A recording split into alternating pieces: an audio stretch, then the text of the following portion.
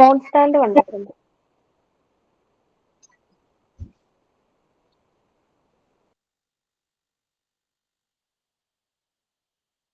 Good morning, all. Good morning, ma'am. Good morning, ma'am. നമ്മള് ഓവർവ്യൂവിന്റെ chapter ആണ് എടുത്ത് പകുതിയാക്കിയിരിക്കുന്നത് അല്ലെ. എല്ലാവരും തന്നെ ഓവർവ്യൂവിന്റെ എടുക്കുക.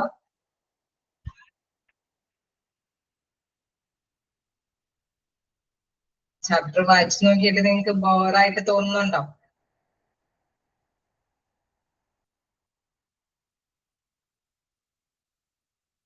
കുഴപ്പമില്ല. എന്തായാലും എന്താ പറയുക, നമ്മൾ പറഞ്ഞ പോയിന്റ്സ് പ്രിൻസിപ്പിൾസിൽ പറയുന്ന പോയിന്റ്സ് തന്നെയാണ് ഒബ്ജക്റ്റീവ്സിൽ വരുന്നത്. നിങ്ങൾ ഒബ്ജക്റ്റീവ്സ് ഒക്കെ ജസ്റ്റ് വായിച്ചു വിട്ടാലും മതിയാവും. പ്രിൻസിപ്പിൾസ് നിങ്ങൾ ജസ്റ്റ് പ്രിൻസിപ്പിൾ ആയതുകൊണ്ട് ഒന്ന് കൃത്യമായിട്ട് നോട്ട് ചെയ്തിരിക്കുക. ഒബ്ജക്റ്റീവ്സ് അങ്ങനെ നിങ്ങൾ ക്ലിയർ ചെയ്യണമെന്നില്ല, പക്ഷെ മനസ്സിലാക്കി പോവുക. അപ്പൊ ഒബ്ജക്റ്റീവ്സിന്റെ കുറച്ച് വരെയാണ് ഞാൻ നിർത്തിയത്. എവിടെ വരെ എടുത്തിയെന്നൊന്ന് പറയാമോ?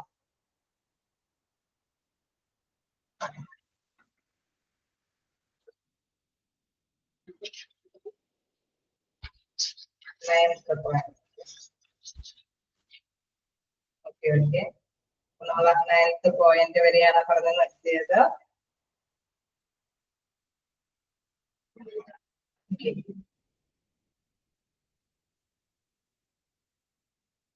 അപ്പൊ നമുക്ക് എടുത്തു തുടങ്ങാലോ, കണ്ടിന്യൂ ചെയ്യാലോ.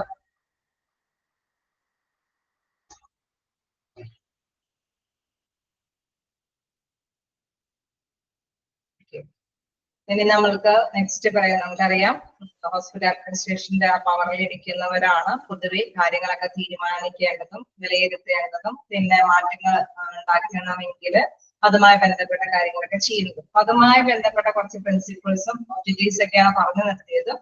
ഇനി ഇവരിങ്ങനെ ഓരോന്ന് ഉണ്ടാക്കുന്നത് കൊണ്ട് തന്നെയാണ് ഇവർക്ക് പല കാര്യങ്ങളും അല്ലെ, ഓരോ ഇന്നോവേഷൻ നടത്തി അല്ലെങ്കിൽ എന്തിനെങ്കിലും കുറിച്ച് പഠിച്ച് അത് എന്തെങ്കിലും പ്രോഗ്രാംസ് ഒക്കെ സെറ്റ് ചെയ്ത് കഴിയുമ്പോഴാണ് പല പല കാര്യങ്ങളും അവർക്ക് ചെയ്യാനായിട്ടും ചിലപ്പോൾ ഇഷ്യൂ കൂടി ബെറ്റർ ആയിട്ട് വരും, ചിലപ്പോൾ ഡൗൺ ആയി പോകും അവർ ഉദ്ദേശിച്ച കാര്യങ്ങളിൽ എത്തിപ്പെടാൻ പറ്റിയെന്ന് വരുന്നത്. എനിവേ അവര് ഓരോ മാറ്റേഴ്സും അതിനെ പറ്റിയിട്ടൊക്കെ ചിന്തിച്ചുകൊണ്ടിരിക്കും. എന്തെങ്കിലും കാര്യങ്ങളൊക്കെ അപ്ലൈ ചെയ്യും. ഡോക്ടേഴ്സിനാണെങ്കിലും എന്തെങ്കിലും കൊടുക്കേണ്ട, നഴ്സുമാരുടെ ഇടയിൽ എന്തെങ്കിലും കൊടുക്കേണ്ടതൊക്കെ, അതല്ലെങ്കിൽ അവിടെ ഹോസ്പിറ്റലിന്റെ പ്രവർത്തനങ്ങളിൽ അഡ്മിനിസ്ട്രേഷൻ ലെവലിൽ എന്തെങ്കിലും മാറ്റങ്ങൾ വരുത്തേണ്ടതുണ്ടോ, അങ്ങനെ എല്ലാ തരത്തിലുള്ള കാര്യങ്ങളെ കുറിച്ചിട്ടും ഒരു കൈകാര്യം ചെയ്തുകൊണ്ടിരിക്കും. അപ്പൊ നെക്സ്റ്റ് ഇതിലേക്ക് വരുന്നത് നെക്സ്റ്റ് ഒബ്ജക്റ്റീവ്സ് പറയുന്നത് to help to prepare SOPs. SOPs എന്ന് വെച്ച് കഴിഞ്ഞാൽ standard operating procedure. Standard operating procedures. Okay, SOPs ഒന്ന് നിങ്ങൾ നോട്ട് ചെയ്തേരെ. എന്താണ് അതിന്റെ ഫുൾ ഫോം? മിക്കവാറും ഈ ഇതുകളുള്ളപ്പോൾ മിക്ക ക്വസ്റ്റ്യൻസിലും അത് വരുന്നത് കൊണ്ട് ഇത്തരം ഇതുകൾ എന്തായാലും എല്ലാവരും നോട്ട് ചെയ്യാം.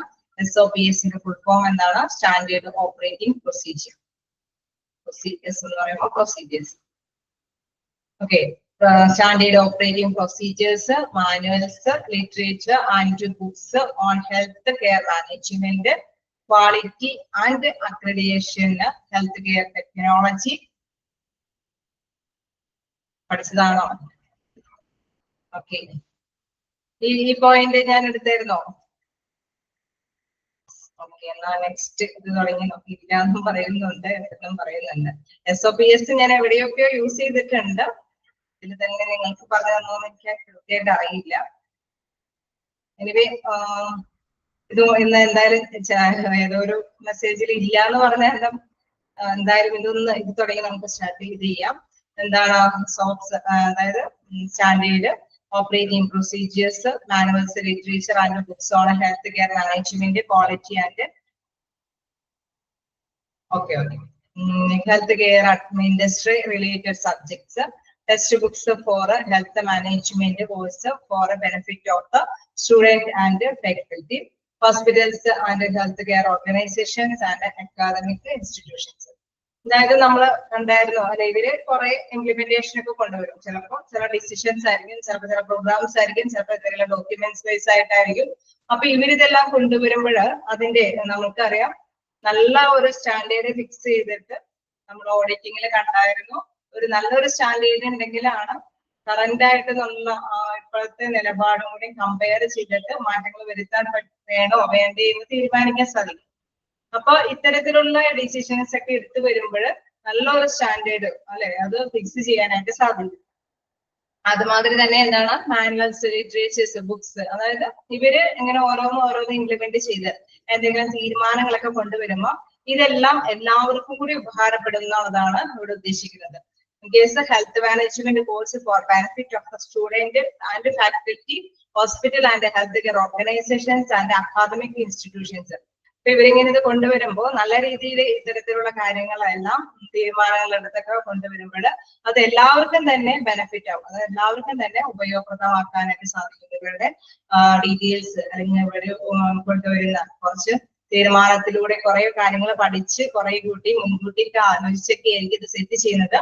അപ്പൊ അവർ കൊണ്ടുവരുന്ന എന്ത് കാര്യങ്ങളും അല്ലെങ്കിൽ അവർ കൊണ്ടുവരുന്ന ടെക്സ്റ്റ് ബുക്സുകളോ അല്ലെങ്കിൽ മാനുവൽസ് തയ്യാറാക്കാനോ അതല്ലെങ്കിൽ എന്തെങ്കിലും സ്റ്റാൻഡേർഡ് ഫിക്സ് ചെയ്യാനോ എല്ലാത്തിനും കൂടി ഇവര് ചെയ്യുന്ന കാര്യങ്ങൾ കൊണ്ട് ഉപയോഗപ്രദമാക്കാനായിട്ട് സാധിക്കും. അത് ആർക്കൊക്കെ ഉപയോഗപ്രദമാകും? അവിടെയുള്ള സ്റ്റുഡൻസിന്, മറ്റേത് എന്താ പറയുക hospital and health care organisations and academic institution, ആ ഇൻസ്റ്റിറ്റ്യൂഷൻ എല്ലാത്തിനും തന്നെ അത് യൂസ്ഫുൾ ആക്കാനായിട്ട് ഉപയോഗപ്രദമാക്കാനായിട്ട് സാധിക്കും എന്നുള്ളതാണ്.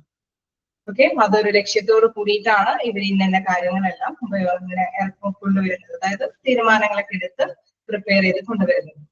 ഇനി നെക്സ്റ്റ് ഒബ്ജക്റ്റീവ്സിൽ പറയുന്നത് to tackle professional consultancy in the field of health system management, quality and accreditation, health technology assessment, medical tourism, disaster management, healthcare delivery organization, public health facilities and services for overall improvement of the facilities.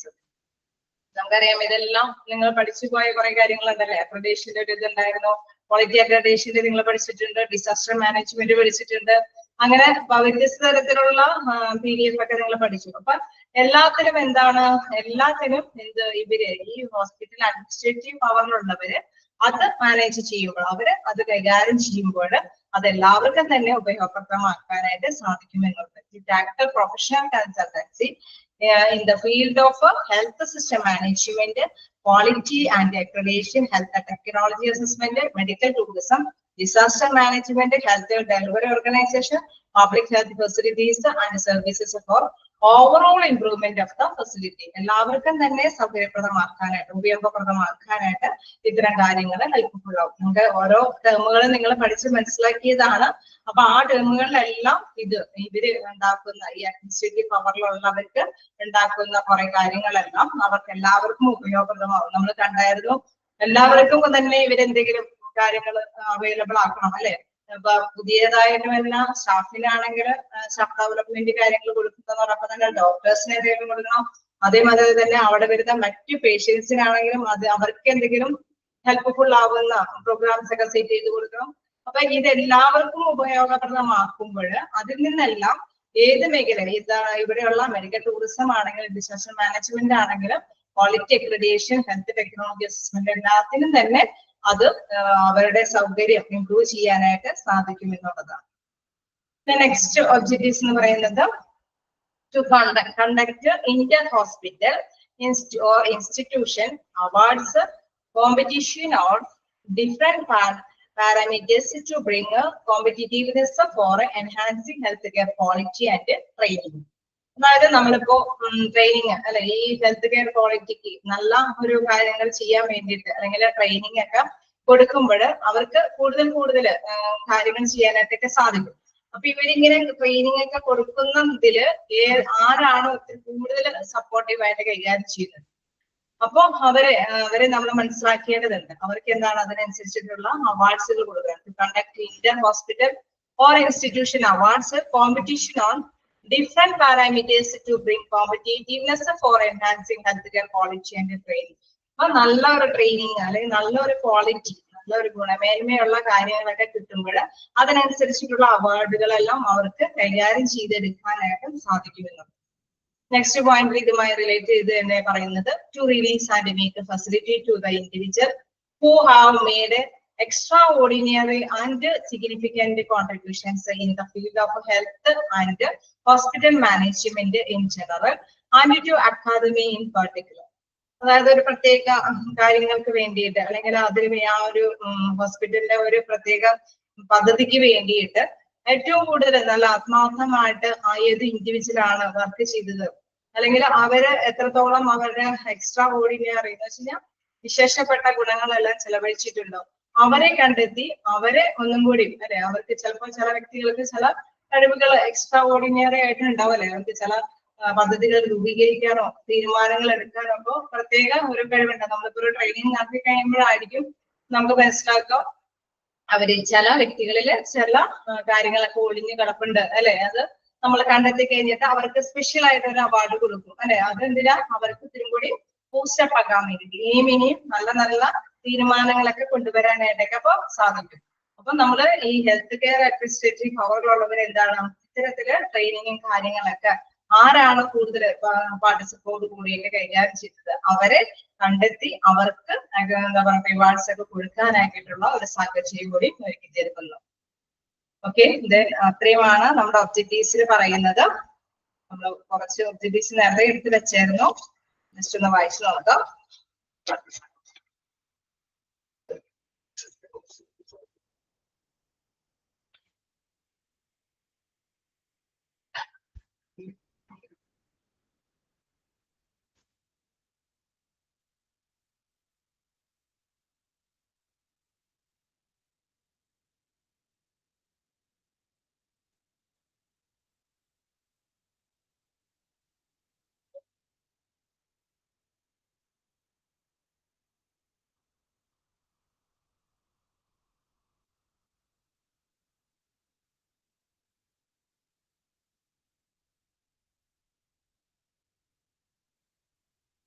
എന്തെങ്കിലും ഡൗട്ടുകൾ ഉണ്ടെങ്കിൽ ചോദിക്കാം.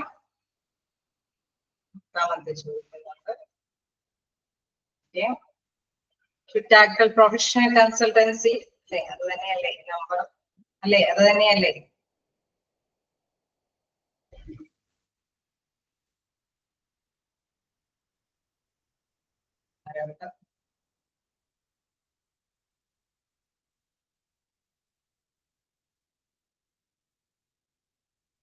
ഇതാണോ function? Okay.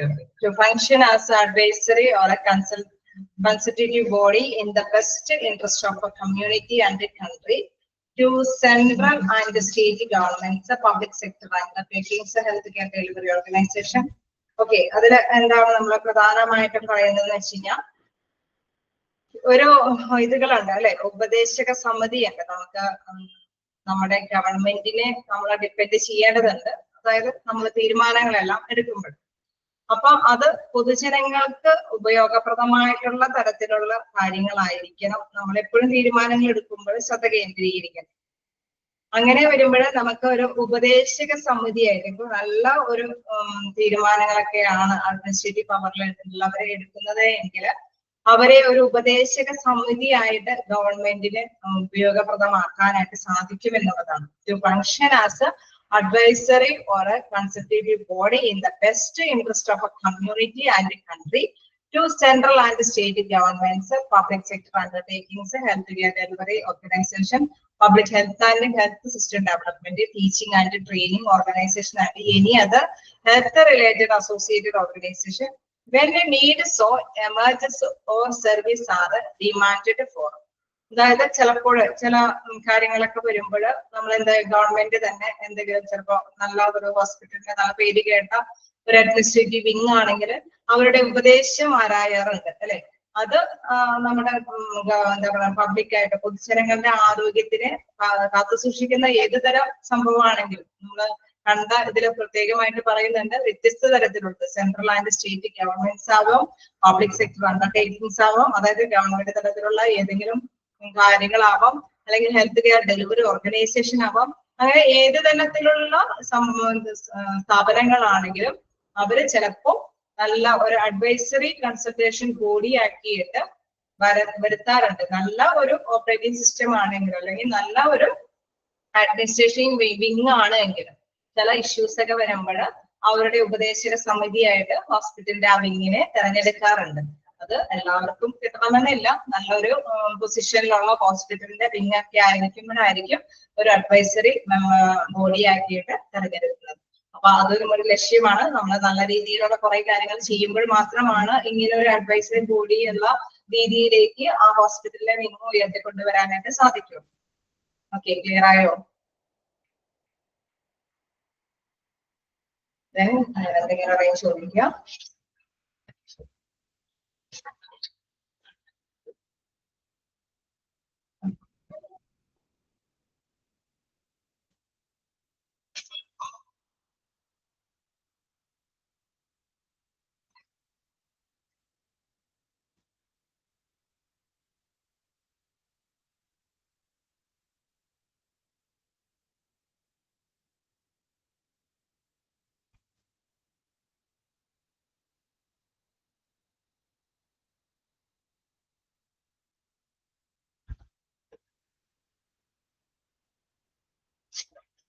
Continue ചെയ്യാലോ? Next ഒരു topic ആണ്. Next ടോപ്പിക്കിൽ നോക്കാം എന്താന്നുള്ളത്. Indicators for measuring impact of health care administration. അതായത് നമ്മൾ മനസ്സിലാക്കേണ്ട ഒന്ന് എന്താണ്, ഹെൽത്ത് കെയർ അഡ്മിനിസ്ട്രേഷന്റെ ആ ഒരു പ്രവർത്തനങ്ങൾ, അതിന്റെ സൂചികകൾ, അതായത് നമ്മൾ ഉപയോഗിക്കുന്ന സൂചന എന്നാണ് ഇൻഡിക്കേറ്റേഴ്സിന്റെ മീനിങ്. നമ്മൾ ചില കാര്യങ്ങളല്ലേ നമ്മുടെ സെൻസസുമായി ബന്ധപ്പെട്ട്, അതായത് സ്റ്റാറ്റിസ്റ്റിക്കൽ സർവേ, CBB എന്ന കണക്കുകളെല്ലാം ചില പൊല്യൂഷന് മെയിനായിട്ട് നമുക്കറിയാം ജനസംഖ്യയെ ബേസ് ചെയ്തിട്ടാണ് ആ ഒരു ഇതുകളെല്ലാം കണക്കാക്കുന്നത്. CBB എന്ന കണക്കുകളെല്ലാം ബേസ് ചെയ്ത് വരുന്നത്. അപ്പൊ ഹോസ്പിറ്റലിൽ നമ്മൾ നേരത്തെ പറഞ്ഞ അഡ്വൈസറി ബോഡി ആയിട്ടൊക്കെ പ്രവർത്തിക്കണമെങ്കിൽ ചില കണക്കുകളെല്ലാം റിപ്പോർട്ടുകളെല്ലാം അവർക്ക് ആവശ്യമാണ്, തയ്യാറാക്കേണ്ടതുണ്ട് അല്ലെ.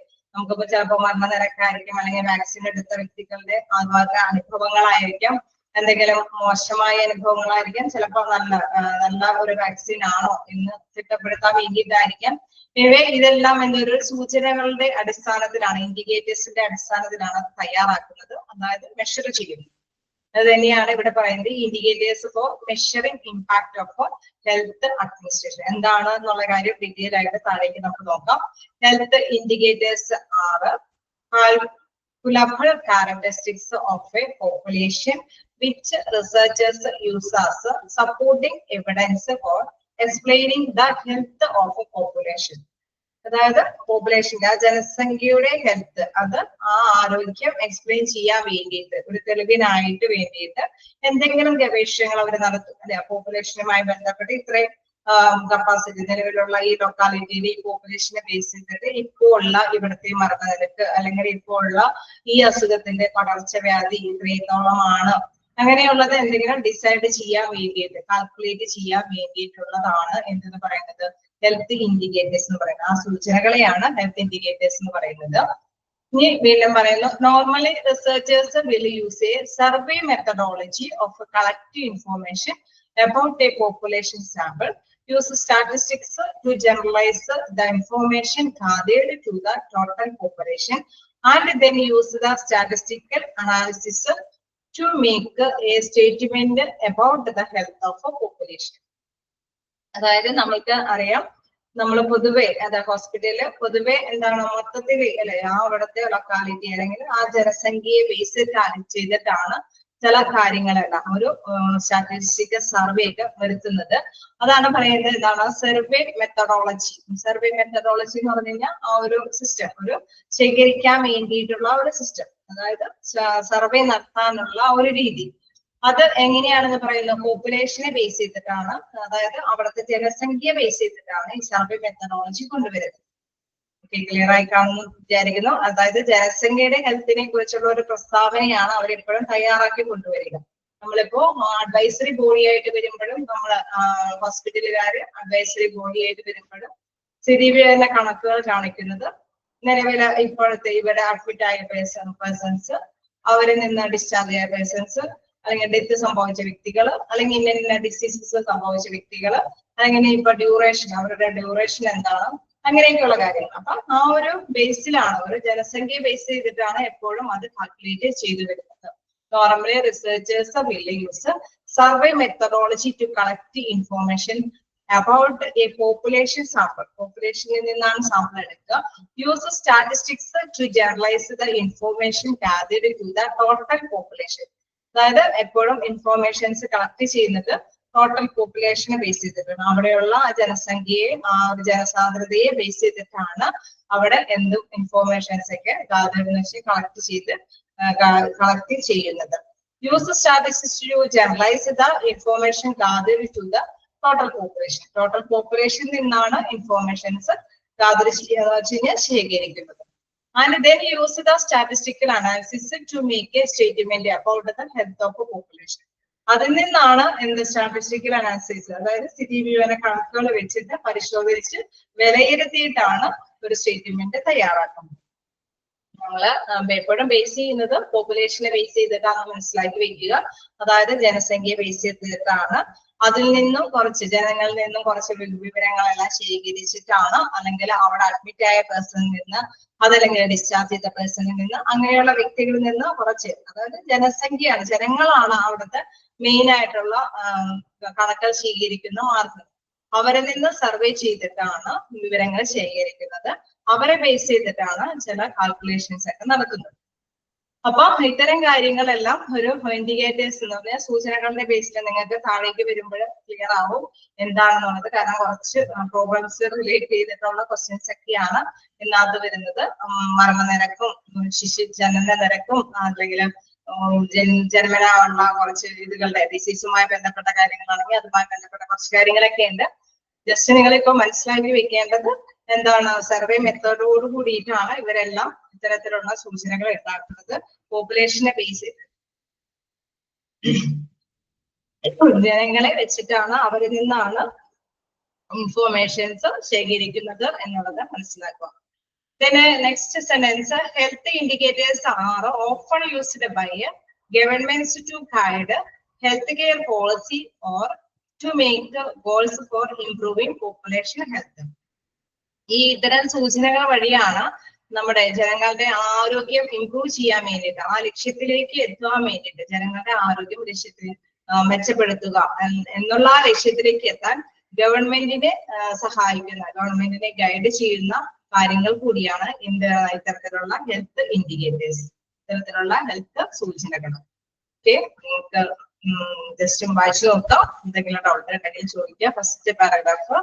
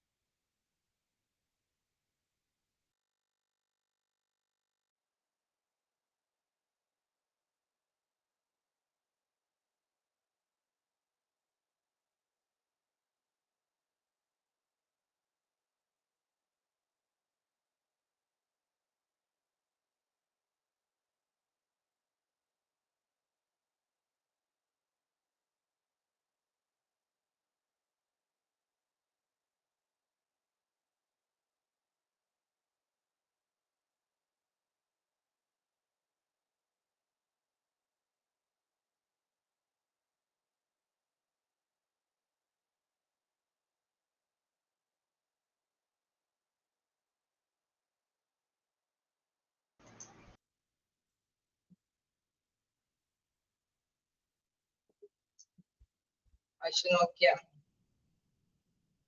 ഡൗട്ട് ഉണ്ടെങ്കിൽ ചോദിക്കുക.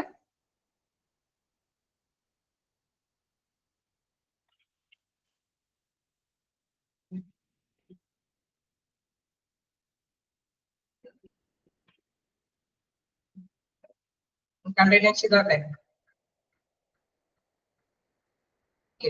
ക്യാരക്ടറിസ്റ്റിക്സ് പറയുന്നുണ്ട്, അതായത് ഇത്തരത്തിലുള്ള സൂചനകളുടെ സവിശേഷതകൾ എന്താണ്. Health indicator which will be used internationally to explain local health must have the following characteristics. അതായത് നമ്മൾ ഇങ്ങനെ ഉപയോഗിക്കുന്ന ഈ സൂചനകൾ അത് എപ്പോഴും ഇന്റർനാഷണലി, അതായത് വേൾഡ് വൈഡ് ആയിട്ട് ഉപയോഗിക്കാൻ പറ്റുന്ന തരത്തിലുള്ള, നമ്മളെ ജനസംഖ്യ ബേസ് ചെയ്തിട്ടാണെന്നുള്ള കാര്യം നമ്മൾ എടുത്ത് പറഞ്ഞിരുന്നു. അത് എന്താണ്, ഇത്തരത്തിലുള്ള സൂചനകൾ വച്ചിട്ടായിരിക്കണം ഗ്ലോബലി, അത് മൊത്തത്തിൽ വേൾഡ് വൈഡ് ആയിട്ട് നമുക്ക് പറയാം അല്ലെ. ഇപ്പൊ നമ്മള് കോവിഡിന്റെ ടൈമിൽ നമ്മൾ പറഞ്ഞു ഇന്ന സമയത്ത് അവിടെ റിപ്പോർട്ട് ചെയ്ത് ആ രാജ്യത്ത് ഇത്രയും റിപ്പോർട്ട് ചെയ്തു, ഇത്രയും രോഗം സ്ഥിരീകരിച്ചു, ഇവരിങ്ങനെ രോഗവിമുക്തരായി, ഇന്ന വാക്സിൻ അവർക്ക് കൊടുക്കാൻ സാധിച്ചു, ഇത്രയും ജനസംഖ്യക്ക് ഇത്രയും കൊടുക്കാനൊക്കെ സാധിച്ചു എന്നൊക്കെയുള്ള കുറെ കാര്യങ്ങൾ കണ്ടിട്ടുണ്ട്. അപ്പൊ അത് എന്താണ് ഗ്ലോബലി അംഗീകരിക്കുന്ന തരത്തിലുള്ള സൂചനകളായിരിക്കണം തെരഞ്ഞെടുക്കേണ്ടത്. അപ്പൊ അതുമായി ബന്ധപ്പെട്ട സവിശേഷതകളാണ് ഇവിടെ പറയുന്നത്. Health indicators which will be used internationally to explain global health must have the following characteristics. അതുകൊണ്ട് തന്നെ ചില സവിശേഷതകൾ ഇവയ്ക്കുണ്ട്. ഫസ്റ്റ് വൺ പറയുന്നു, it must be explained in such a way that it can be gauged uniformly internationally. അതായത് അതിനെ പറയുന്നത് നമ്മൾ gauge എന്ന് പറഞ്ഞു കഴിഞ്ഞാൽ അളക്കുക എന്നാണ് മീൻ ചെയ്യുന്നത്. നമ്മൾ അളക്കേണ്ടത്, അതായത് നമ്മളിപ്പോ തയ്യാറാക്കുന്ന സൂചനകൾ ഇൻഡിക്കേറ്റേഴ്സ് എന്ന് പറയുന്നത് എപ്പോഴും യൂണിഫോം ആയിട്ട്, അതായത് രാജ്യം മൊത്തം വേൾഡ് മൊത്തം ഉപയോഗിക്കുന്ന ഒരു രീതിയിലൂടെയാണ് ഇത്തരം കാര്യങ്ങളെല്ലാം അളന്ന് തിട്ടപ്പെടുത്തേണ്ടത്. ആ ഒരു ഫോർമുലാസ് ഒക്കെ ആണെങ്കിൽ ആ രീതിയിലുള്ള ഇതുകളാണ് അപ്ലൈ ചെയ്യേണ്ടത്. It must explain in such a way that it can be guarded uniformly internationally. Gauged യൂണിഫോമിൽ എന്ന് വെച്ച് കഴിഞ്ഞാൽ എല്ലായിടത്തും ഒരേപോലെ ഉള്ള ഒരു ഇന്റർനാഷണലി എന്ന് വെച്ച് കഴിഞ്ഞാൽ നമ്മുടെ ലോകം മുഴുവൻ അല്ലെ, നമ്മുടെ വേൾഡ് വൈഡ് ആയിട്ട് മൊത്തത്തിൽ ഒരേപോലെ തന്നെ ഉള്ള ഒരു കാൽക്കുലേഷൻ ആയിരിക്കണം ഉപയോഗിക്കേണ്ടത്. It must have statistical validity. അതിന് എന്താണ് ഒരു സ്റ്റാറ്റിസ്റ്റിക്കൽ ആയിട്ടുള്ള ഒരു സ്ഥിരീകരണ കണക്കുമായിട്ടുള്ള ഒരു സ്ഥായിയായ നിലനിൽപ്പ് ഉണ്ടായിരിക്കണം. The indicator must be data which can practically be collected in a reasonable amount of time. അപ്പോ എപ്പോഴും നമ്മൾ എന്താണ് ഇത് എടുക്കേണ്ടത്, ഒരു പ്രാക്ടിക്കലായിട്ട് നമ്മൾ എപ്പോഴും കളക്ട് ചെയ്യേണ്ടത് ഒരു നിശ്ചിത സമയത്തുമായി ബന്ധപ്പെട്ടായിരിക്കും. എപ്പോഴും ഇൻഫോർമേഷൻസ് കളക്ട് ചെയ്ത് ഒരു നിശ്ചിത സമയപരിധിക്കുള്ളിൽ അല്ലെങ്കിൽ ഇത്ര ടൈമിനുള്ളിൽ ഇത്ര ഇപ്പൊ 48 hours അല്ലെങ്കിൽ ഇങ്ങനെ അല്ലെ ഒരു ജനന ഇതുമായി ബന്ധപ്പെട്ടാണെങ്കിൽ ആ ജനിക്കുന്ന ആ ടൈമിന്റെ ആ സമയത്തിന്റെ ക്രമത്തിനനുസരിച്ച് അങ്ങനെ ഒരു നിശ്ചിത പെർട്ടിക്കുലർ ടൈം അവിടെ ഉണ്ടായിരിക്കണം. The analysis of data must result in a recommendation on which people can make changes to improve health. അതിന് വേറൊരു കാര്യമുള്ളത്, എപ്പോഴും നമ്മൾ ആരോഗ്യത്തിനെ മെച്ചപ്പെടുത്താൻ വേണ്ടിയിട്ടാണ് നമ്മൾ ഇത്തരത്തിലുള്ള സർവേ ഒക്കെ നടത്തുന്നത്. അപ്പൊ എപ്പോഴും എന്താണ് ജനങ്ങൾക്ക് എന്തെങ്കിലും ഇംപ്രൂവ് ചെയ്യുന്ന തരത്തിലുള്ള ശുപാർശകളുള്ള എന്തെങ്കിലും ഇൻഡിക്കേറ്റേഴ്സ് ആയിരിക്കും നമ്മൾ അനലൈസ് ചെയ്യേണ്ടത്, വിലയിരുത്തേണ്ടത് എന്നുള്ളത്. Analysis of data must result in a recommendation on which people can make change to improve. ഏത് തരത്തിലുള്ള പീപ്പിൾ ആണെങ്കിലും അവരുടെ ആ ഒരു രോഗത്തിന് എന്തെങ്കിലും ഇംപ്രൂവ്മെന്റ് അല്ലെ, രോഗം ശമിപ്പിക്കുന്ന എന്തെങ്കിലും അല്ലെങ്കിൽ ഹെൽത്തിന് എന്തെങ്കിലും ഇംപ്രൂവ്മെന്റ് പക്ഷെ ആരോഗ്യം വീണ്ടെടുക്കാൻ പറ്റുന്ന ഇംപ്രൂവ്മെന്റുമായി ബന്ധപ്പെട്ട കാര്യങ്ങളായിരിക്കണം തെരഞ്ഞെടുക്കേണ്ടത് എന്നുള്ളത്. അപ്പൊ ഒരു സമയക്രമം ശ്രദ്ധിക്കണം. അതേമാതിരി തന്നെ യൂണിഫോം ആയിട്ടുള്ള കാര്യങ്ങൾ അനുസരിച്ചിട്ടായിരിക്കണം. അതുകൊണ്ടാണ് ജനസംഖ്യ ബേസ് ചെയ്തിട്ട് എപ്പോഴും ഇത്തരത്തിലുള്ള ഇൻഡിക്കേറ്റേഴ്സ് തീരുമാനിക്കുന്നത്. പിന്നെ ഒരു റീസണബിൾ ടൈം വേണം. പിന്നെ ഒരു സ്റ്റാറ്റിസ്റ്റിക്കൽ വാലിഡിറ്റി, അതിനത് സ്ഥായിയായി ഒരു നിലനിൽപ്പുള്ള ഒരു സൂചനകളാണ് തിരഞ്ഞെടുക്കേണ്ടത്.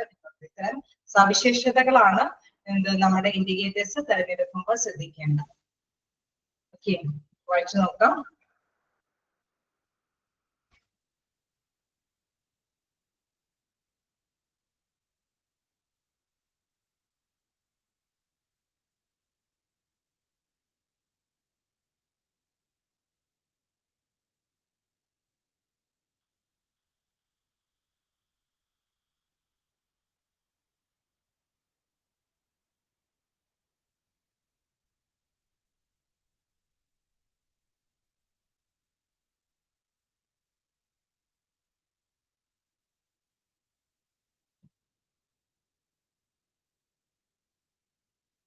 ചെയ്തോട്ടെ. നെക്സ്റ്റ് ചെറിയ പാരഗ്രാഫ് നോക്കാം. The indicators used to measure health status. അതായത് നമ്മളുടെ ഇൻഡിക്കേറ്റേഴ്സുമായി ബന്ധപ്പെട്ട് എന്താണ്, ഏത് തരത്തിലുള്ള സൂചനകളാണ് ഉപയോഗിക്കേണ്ടത്, ആരോഗ്യവുമായി ബന്ധപ്പെട്ട ഹെൽത്ത് സ്റ്റാറ്റസുമായി ബന്ധപ്പെട്ട് ഏത് തരത്തിലുള്ള ഇൻഡിക്കേറ്റേഴ്സ് ആണ് ഉപയോഗിക്കേണ്ടതെന്ന് പറയുന്നു. അതുമായി ബന്ധപ്പെട്ട ചില കാര്യമാണ്. Indicators disease specific, mortality, morbidity and disability. അതായത് നമ്മള് രോഗാവസ്ഥ അല്ലെ, സ്പെസിഫിക് മോർട്ടാലിറ്റി എന്ന് പറയുമ്പോൾ എന്താണ്, ഒരു പ്രത്യേക തരത്തിലുള്ള മരണനിര, ഇതിന്റെ ഇങ്ങനെ സ്പെഷ്യൽ ആയിട്ടുള്ള ഒരു മരണനിരക്ക് അറിയണമെങ്കിൽ മോർട്ടാലിറ്റി എന്ന് പറയുന്ന മരണനിരക്കാണ്. എന്തെങ്കിലും ചില കാര്യങ്ങളുമായി ബന്ധപ്പെട്ട മരണനിരക്ക് അല്ലെ, ചില വ്യക്തികൾക്ക് ഇപ്പോ ഇത്രയും ആളുകൾ പനി ബാധിച്ചു മരിച്ചു, H1N1 ബാധിച്ചു, ഇത്രയും വ്യക്തികൾ മരിച്ചു, അങ്ങനെ ഒരു സ്പെഷ്യൽ ആയിട്ടുള്ള ഒരു പ്രത്യേക മരണനിരക്ക് അറിയണമെങ്കിൽ അങ്ങനെ ഒരു സൂചനകൾ തയ്യാറാക്കാം. ദെൻ മോർബിഡിറ്റി എന്ന് പറയുന്നത് ചില രോഗാവസ്ഥയുമായി ബന്ധപ്പെട്ട് ഇത്രയും വ്യക്തികൾക്ക് ഈ രോഗം പിടിപെട്ടു എന്നൊക്കെ അറിയാൻ വേണ്ടിയിട്ടുള്ള തയ്യാറാക്കല്. ആൻഡ് ഡിസബിലിറ്റി എന്തെങ്കിലും വൈകല്യങ്ങൾ അല്ലെ, ചിലപ്പോ ഇന്ന കാര്യങ്ങൾ കൊണ്ട് ഈ സമയക്രമത്തിൽ ഇത്രയും വ്യക്തികൾക്ക്, ജനിച്ചിരിക്കുന്ന വ്യക്തികൾക്ക് ഇന്ന ഡിസബിലിറ്റീസ് ആണ് ഉണ്ടായിരിക്കുന്നത് എന്നുള്ള കാര്യങ്ങളൊക്കെ കണ്ടെത്താനായിരിക്കും. അപ്പൊ അങ്ങനെ പ്രത്യേക തരത്തിലുള്ള ഇൻഡിക്കേറ്റേഴ്സ് ആണ് ഇതുമായി ബന്ധപ്പെട്ട് മെഷർ ചെയ്യേണ്ടത്. എന്താ പറയുന്നത്, ഡിസീസ് സ്പെസിഫിക് മോർട്ടാലിറ്റി, ചിലപ്പോ ചില മരണനിരക്ക് അറിയാൻ വേണ്ടിയിട്ടായിരിക്കും, ചില രോഗാവസ്ഥ അറിയാൻ വേണ്ടിയിട്ടായിരിക്കും, ചില ഡിസബിലിറ്റീസ് അറിയാൻ വേണ്ടിയിട്ട് ഒരു സ്പെസിഫിക് പർപ്പസിന് വേണ്ടിയിട്ടായിരിക്കും ഇത്തരം സ്ഥിതിവിവര കണക്കുകൾ തയ്യാറാക്കുന്നത്. Then determinants of health, biological risk factors and health behaviors. അതായത് ബയോളജിക്കൽ ഫാക്ടേഴ്സ് എന്ന് വെച്ച് കഴിഞ്ഞാൽ പെട്ടെന്ന് ആ ജൈവ അപകടാവസ്ഥകൾ എന്ന് പറയുന്നത്, ബയോളജിക്കൽ റിസ്ക് എന്ന് പറയുന്നത് ജൈവപരമായിട്ടുള്ള അപകടാവസ്ഥകൾ കണ്ടെത്താൻ വേണ്ടിയിട്ടായിരിക്കും. അല്ലെങ്കിൽ ഹെൽത്ത് ബിഹേവിയർ, അവരുടെ ആരോഗ്യവുമായി ബന്ധപ്പെട്ട എന്തെങ്കിലും ആരോഗ്യ സ്വഭാവ വൈകല്യങ്ങൾ എന്തെങ്കിലും കണ്ടെത്താൻ വേണ്ടിയിട്ടായിരിക്കും. ചില ഡ്രഗുമായി ബന്ധപ്പെട്ട കുറച്ച് കാര്യങ്ങളൊക്കെ വരുമ്പോൾ അവരുടെ സ്വഭാവത്തിൽ എന്തെങ്കിലും വേരിയേഷൻസ് ഒക്കെ വരുന്നുണ്ടോ, അങ്ങനെയൊക്കെയുള്ള കാര്യങ്ങൾ ചിലപ്പോൾ കണ്ടെത്താൻ വേണ്ടിയിട്ട് ചില ഇൻഡിക്കേറ്റേഴ്സ് ഒക്കെ തീരുമാനിക്കും. And health systems, surgical procedures, medications, use of health services. ചിലപ്പോൾ ചില ഹെൽത്ത് സിസ്റ്റത്തിൽ നമ്മൾ ഉപയോഗിക്കുന്നതാണ് ചില സർജിക്കൽ പ്രൊസീജിയേഴ്സിന് വേണ്ടിയിട്ട്. ഇന്ന പേഴ്സൺസിന് ഇത്ര മാത്രം പേഴ്സൺസ് ഇപ്പൊ കുറെ സർജറികൾ നടത്തേണ്ടതായിട്ട് വരുന്നു ഈ കാലയളവിൽ കൂടുതൽ. നമ്മളൊക്കെ അറിയാലോ, ചിലപ്പോ ഒക്കെ പേപ്പറിൽ ഇത്രയും സർജറികൾ ഇതുമായി ബന്ധപ്പെട്ട പേഷ്യന്റുമായി ബന്ധപ്പെട്ട് നടത്തിയിട്ടുണ്ട് ഈ ടൈമില്. അങ്ങനെയൊക്കെ കുറച്ച് ചിലപ്പോഴൊക്കെ നമ്മുടെ കാൽക്കുലേഷൻസ് ഒക്കെ രേഖപ്പെടുത്തിയത് വരും. അത് ചില ഇന്റർനാഷണലി കുറച്ച് കാര്യങ്ങളൊക്കെ അറിയാൻ വേണ്ടിയിട്ടത് നമുക്കറിയാം. ചില ഉപദേശക സമിതിക്ക് വേണ്ടിയിട്ടൊക്കെ ആയിരിക്കും ചില സ്പെസിഫിക് കാര്യങ്ങളൊക്കെ തീരുമാനിക്കുന്നത്. ഇപ്പൊ സർജിക്കൽ പ്രൊസീജിയർ ആവാം, മെഡിക്കേഷൻ യൂസ്, ചില ചികിത്സയുമായി ബന്ധപ്പെട്ട കാര്യങ്ങൾക്ക് വേണ്ടിയിട്ട് സൂചനകൾ തയ്യാറാക്കാം. യൂസ് ഓഫ് ഹെൽത്ത് സർവീസ്, നമുക്കറിയാം ഈ ഹോസ്പിറ്റൽ അഡ്മിനിസ്ട്രേറ്റീവ് പവറിലുള്ളവർക്ക് ഏത് മേഖലകളിലും വേണമെങ്കിലും ഇങ്ങനെയുള്ള റിസർച്ചുകളെല്ലാം നടത്താം. അപ്പൊ അതൊരു സ്പെസിഫിക് ആയിട്ട് ഇന്ന ഇൻഡിക്കേറ്റേഴ്സ് തീരുമാനിക്കാറുണ്ട് എന്ന് കുറച്ച് കാര്യങ്ങൾ എടുത്തു പറയുന്നതാണ്. സ്പെഷ്യലി എന്താണ്, ചില സ്പെസിഫിക് ഡിസീസുമായി ബന്ധപ്പെട്ട അല്ലെങ്കിൽ മോർബിഡിറ്റിയുമായി ബന്ധപ്പെട്ട്, ഡിസബിലിറ്റിയുമായിട്ട് ബന്ധപ്പെട്ട്, അതേമാതിരി തന്നെ ബയോളജിക്കൽ റിസ്ക് ഫാക്ടേഴ്സ് അല്ലെങ്കിൽ ഹെൽത്ത് ബിഹേവിയർ ഒക്കെ ആയിട്ട്. ഹെൽത്ത് സിസ്റ്റത്തിലാണെങ്കിൽ എന്താണ് സർജിക്കൽ പ്രൊസീജിയർ അല്ലെങ്കിൽ ചില ചികിത്സയുമായി ബന്ധപ്പെട്ടായിരിക്കും, അല്ലെങ്കിൽ ചില ചികിത്സയുടെ സർവീസ്, അവരുടെ സേവനങ്ങളുമായി ബന്ധപ്പെട്ട ചില കാര്യങ്ങളൊക്കെ ആയിരിക്കും നോട്ട് ചെയ്യുന്നത്. അതുമായി ബന്ധപ്പെട്ട മെഷർമെന്റ് ഒക്കെ തയ്യാറാക്കാനായിട്ട് സാധിക്കും. അതിന് വേണ്ടിയിട്ടുള്ള ഇൻഡിക്കേറ്റേഴ്സ്, സൂചനകളെ കുറിച്ചിട്ടുള്ള കാര്യമാണ് അതിൽ പറഞ്ഞിരിക്കുന്നത്. ഇനി വീണ്ടും ഇതുമായി ബന്ധപ്പെട്ട കുറച്ച് കാര്യങ്ങൾ വരുന്നുണ്ട്, കണ്ടിന്യൂ ചെയ്യാലോ. ഓക്കെ, ഇതില് ഡെത്ത് റേറ്റ് ആണ് ഫസ്റ്റ് വൺ. നമ്മൾ നേരത്തെ കണ്ടതില് ഡെത്ത് റേറ്റ് തീരുമാനിക്കുന്നുണ്ട്. അതെങ്ങനെയാണ് കണ്ടെത്തുന്നത് നോക്കാം. Mortality rate or a death rate is a scale of a number of deaths in general or owing to a specific cause in a particular population measured to the size of that population per unit of time. അതായത് നമ്മൾ പറഞ്ഞു എപ്പോഴും ആ പോപ്പുലേഷനെ base ചെയ്താണ് അല്ലെ. അപ്പൊ ആ ഒരു ലൊക്കാലിറ്റിയിൽ അല്ലെങ്കിൽ അവിടെ ആ ഹോസ്പിറ്റലിൽ അഡ്മിറ്റ് ചെയ്ത പേഴ്സൺസിനെ മൊത്തത്തിൽ കണ്ടെത്തിയിട്ടാണ്, അവരിൽ നിന്ന് മനസ്സിലാക്കിയിട്ടാണ്, അതായത് അവരുമായി ബേസ് ചെയ്തിട്ടാണ് ഇത്തരത്തിലുള്ള ഇതുകൾ കണ്ടെത്തുന്നത്. അപ്പൊ മോർട്ടാലിറ്റി റേറ്റ് എന്ന് പറയുന്നത് തന്നെയാണ് ഡെത്ത് റേറ്റ് എന്ന് പറയുന്നത്. അതെങ്ങനെയാന്ന് പറയുന്നത്, measured to the size of that population per unit of time. ഒരു നിശ്ചിത സമയത്തിനുള്ളിൽ ഉള്ള ഒരു ആ പോപ്പുലേഷൻസിലുള്ള വ്യക്തികളെ മെഷർ ചെയ്യുന്ന ആ വ്യക്തികളുമായി ബേസ് ചെയ്തിട്ടാണ് ഇത്തരത്തിലുള്ള ഡെത്ത് റേറ്റ് തീരുമാനിക്കുന്നത്. അപ്പോൾ നോക്കാം, mortality rate or death rate scale of number of deaths in a general or owing to a specific case. ഒന്നല്ലെങ്കിൽ ചിലപ്പോൾ മൊത്തത്തില്, അല്ലെങ്കിൽ എന്താണ് ഒരു സ്പെസിഫിക് കേസുമായി ബന്ധപ്പെട്ട് മാത്രം അല്ലെ. കോവിഡ് ബാധിച്ചു മരിച്ചു, H1N1 ബാധിച്ചു മരിച്ചു, അങ്ങനെ ഒരു സ്പെസിഫിക് ഇതുമായി ബന്ധപ്പെട്ട് ഒരു സെപ്പറേറ്റുമായി ബന്ധപ്പെട്ടുള്ള ഒരു ഡെത്ത് റേറ്റ് ആയിരിക്കാം തീരുമാനിക്കുന്നത്. അതെങ്ങനെ തീരുമാനിക്കുന്നില്ല? Particular population measure to the size of that population per unit of time. ആ ടൈമിനുള്ളിലുള്ള ഒരു നിശ്ചിത ജനസംഖ്യയെ ബേസ് ചെയ്തിട്ടാണ് അവിടെയുള്ള ആ ഒരു അതുമായി ബന്ധപ്പെട്ട് അഡ്മിറ്റ് ചെയ്ത ഒരു സ്പെസിഫിക് ആയിട്ടുള്ള എന്തെങ്കിലും രോഗാവസ്ഥയിൽ വന്നിട്ട് ഡെത്ത് സംഭവിച്ചിരിക്കുന്ന വ്യക്തികളേക്ക് വെച്ചിട്ടുള്ള ഒരു റേറ്റ് തീരുമാനിക്കുന്നത്. ഇനി വീണ്ടും പറയുന്നു, that mortality indicators the total death that happened especially on a large scale such as in population or a geographical area. ആ ഏരിയയിലെ അല്ലെങ്കിൽ ആ ഭാഗത്തെ ഒരു ഭാഗത്തെ മൊത്തം പോപ്പുലേഷനെ ബേസ് ചെയ്തിട്ടാണ് അവിടുത്തെ സ്പെഷ്യൽ ആയിട്ടുള്ള ഡെത്ത് റേറ്റ് തീരുമാനിക്കുന്നത്. that mortality indicates the total death that happened especially on a large scale such as in a population or a geographical area. It is normally represented in the form of a mortality rate. അതായത് normally ഇതിനെ പറയുന്ന പേരാണ് mortality rate എന്നാണ് represent ചെയ്യുന്നത്. As per the mortality rate definition, an index of the number of deaths each year or a specific time interval in a specific population is called the mortality rate. അതായത് ഇത്രയും population നമുക്കറിയാം, അവിടുത്തെ ജനസംഖ്യ base ചെയ്തിട്ട് ഇത്രയും persons അവിടെ death ആയിട്ടുണ്ട് എന്ന് തീരുമാനിക്കുന്നതാണ്. അതായത് ഒരു സ്പെസിഫിക് പോപ്പുലേഷൻ അവിടെ ഉണ്ടാവും. അതായത് ഒരു ഡിനോമിനേറ്റർ ആയിട്ട് യൂസ് ചെയ്യുന്നത് എന്താണ്? ഒരു നിശ്ചിത ആ ഭാഗത്തുള്ള ജനങ്ങളുടെ ജനസാന്ദ്രതയാണ്. ആ ജനസാന്ദ്രതയെ ബേസ് ചെയ്തിട്ട് അവിടെ ഉണ്ടായിരിക്കുന്ന ഡെത്തിനെ ബേസ് ചെയ്ത്, അതായത് ഡെത്ത് സംഭവിച്ചിരിക്കുന്നത് ഡിവൈഡഡ് ബൈ അവിടുത്തെ ആ പോപ്പുലേഷനെയും കൂടി കൊടുത്തിട്ടുള്ള ഒരു റേറ്റ് ആണ് എന്തെന്ന് പറയുന്നത് മോർട്ടാലിറ്റി റേറ്റ് എന്ന് പറയുന്നത്. It is normally expressed in population unit like death per 1,000 people for a record period or a specific time frame. ഞാൻ ആ ഒരു ഫോർമുലയും കൂടി നിങ്ങൾ ജസ്റ്റ് നോക്കി കഴിയുമ്പോൾ മനസ്സിലാവും. Calculating A mortality rate, the mortality rate formula used for calculation according to the available statistics is a formula. Mortality rate, number of deaths divided by total population into 1,000 divided by 365. Okay, അപ്പൊ എന്താണ് number of deaths? അതിനെ എന്താണ് total population കൊണ്ട് divide ചെയ്യാനാണ്. Number of deaths അവിടെ സംഭവിച്ചിരിക്കുന്ന death ആ ലൊക്കാലിറ്റിയിലുള്ള total പോപ്പുലേഷനെ കൊണ്ട് divide ചെയ്യുന്നു. അതിന് എന്താണ് 1000 കൊണ്ട് മൾട്ടിപ്ലൈ ചെയ്തിട്ട് ഓൾ ഡിവൈഡ് ബൈ 365. അതായത് ആ ഒരു ഡ്യൂറേഷൻ ആണ് കൊടുത്തിരിക്കുന്നത്. 365 ദിവസത്തിനുള്ളിൽ ഇത്രയും ഡെത്ത് ആണ് ഈ പോപ്പുലേഷനിൽ സംഭവിച്ചിരിക്കുന്നത് എന്നുള്ളത് ആ ഒരു സൂചന കണ്ടെത്തുന്ന ഒരു ഫോർമുലയാണ് എന്ത്? Number of deaths divide by total population into 1000 whole divide by 365. അപ്പൊ നമുക്ക് ഇവിടെ 2-3 കാര്യങ്ങൾ ഉണ്ട് എന്നുള്ള കാര്യം മനസ്സിലായി. അതായത് ഒരു പീരിയഡ് ഓഫ് ടൈം ഉണ്ട് അല്ലെ, ഒരു 365 കാണിക്കുന്നുണ്ട്. പിന്നെ പോപ്പുലേഷനെ ബേസ് ചെയ്തിട്ടാണ് ഇവര് ഫോർമുലാസ് തീരുമാനിക്കേണ്ടതെന്ന് പറഞ്ഞു. ഒരു ടോട്ടൽ പോപ്പുലേഷൻ ഉണ്ട്, നമ്പർ ഓഫ് ഡെത്ത്സ് ഉണ്ട്. അത് 1000 എന്നുള്ള ഒരു റെപ്രസെന്റ് ചെയ്യുമ്പോൾ ഈ ഒരു ഫോർമുല ഇത് എന്തുകൊണ്ടാണ് ഇങ്ങനെ അപ്ലൈ ചെയ്യുന്നത് വെച്ച് കഴിഞ്ഞാൽ ഗ്ലോബലി ആയിട്ടുള്ള യൂസബിൾ ആയിട്ട് എല്ലായിടത്തും യൂണിറ്റ് ആയിട്ട് ഒരേപോലെയുള്ള കാൽക്കുലേറ്റിംഗ് മെത്തേഡ് ആണിത്. നമ്മൾ ഇന്ന പീരിയഡില് എത്ര ഡെത്ത് റേറ്റ് എന്നുള്ളത് എങ്ങനെയാണ് കാൽക്കുലേറ്റ് ചെയ്യുന്നതെന്ന് വെച്ചാൽ number of deaths divide by total population into 1000 divide by 365.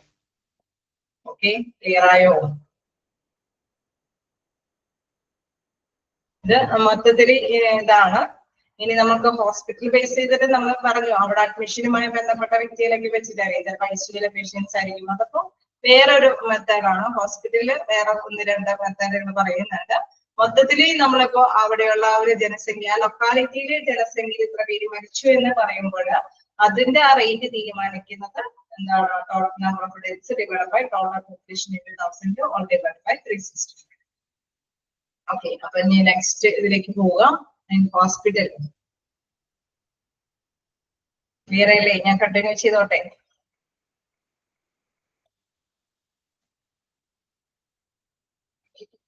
Gross mortality rate എന്ന് പറയുമ്പോൾ മോർട്ടാലിറ്റി റേറ്റും ഡെത്ത് റേറ്റും സെയിം ആണെന്ന് മനസ്സിലാക്കി വയ്ക്കുക. എന്താണ് ഗ്രോസ് മോർട്ടാലിറ്റി റേറ്റ് എന്ന് പറയുമ്പോൾ the total number of death defined in the hospital in period divided by total number of death discharges during that period into 100. അതായത് ഇതിൽ ശ്രദ്ധിക്കേണ്ട ഒരു കാര്യം കൂടെ പറയുന്നുണ്ട്. all the death that include deaths in emergency and ICU must be counted. The denominator, all type of discharges must be taken into account. അതായത് നമ്മളിപ്പോ അവിടെ അഡ്മിറ്റ് ആയിക്കൊണ്ടിരിക്കുന്ന പേഷ്യൻസ് അവര് ഒത്തിരി പേരുണ്ട് അല്ലെ, നമുക്കറിയാം ഒരു ഹോസ്പിറ്റൽ ഒരുപാട് പേരുണ്ട് അഡ്മിറ്റ് ആയിട്ടുള്ള പേഷ്യൻസ്.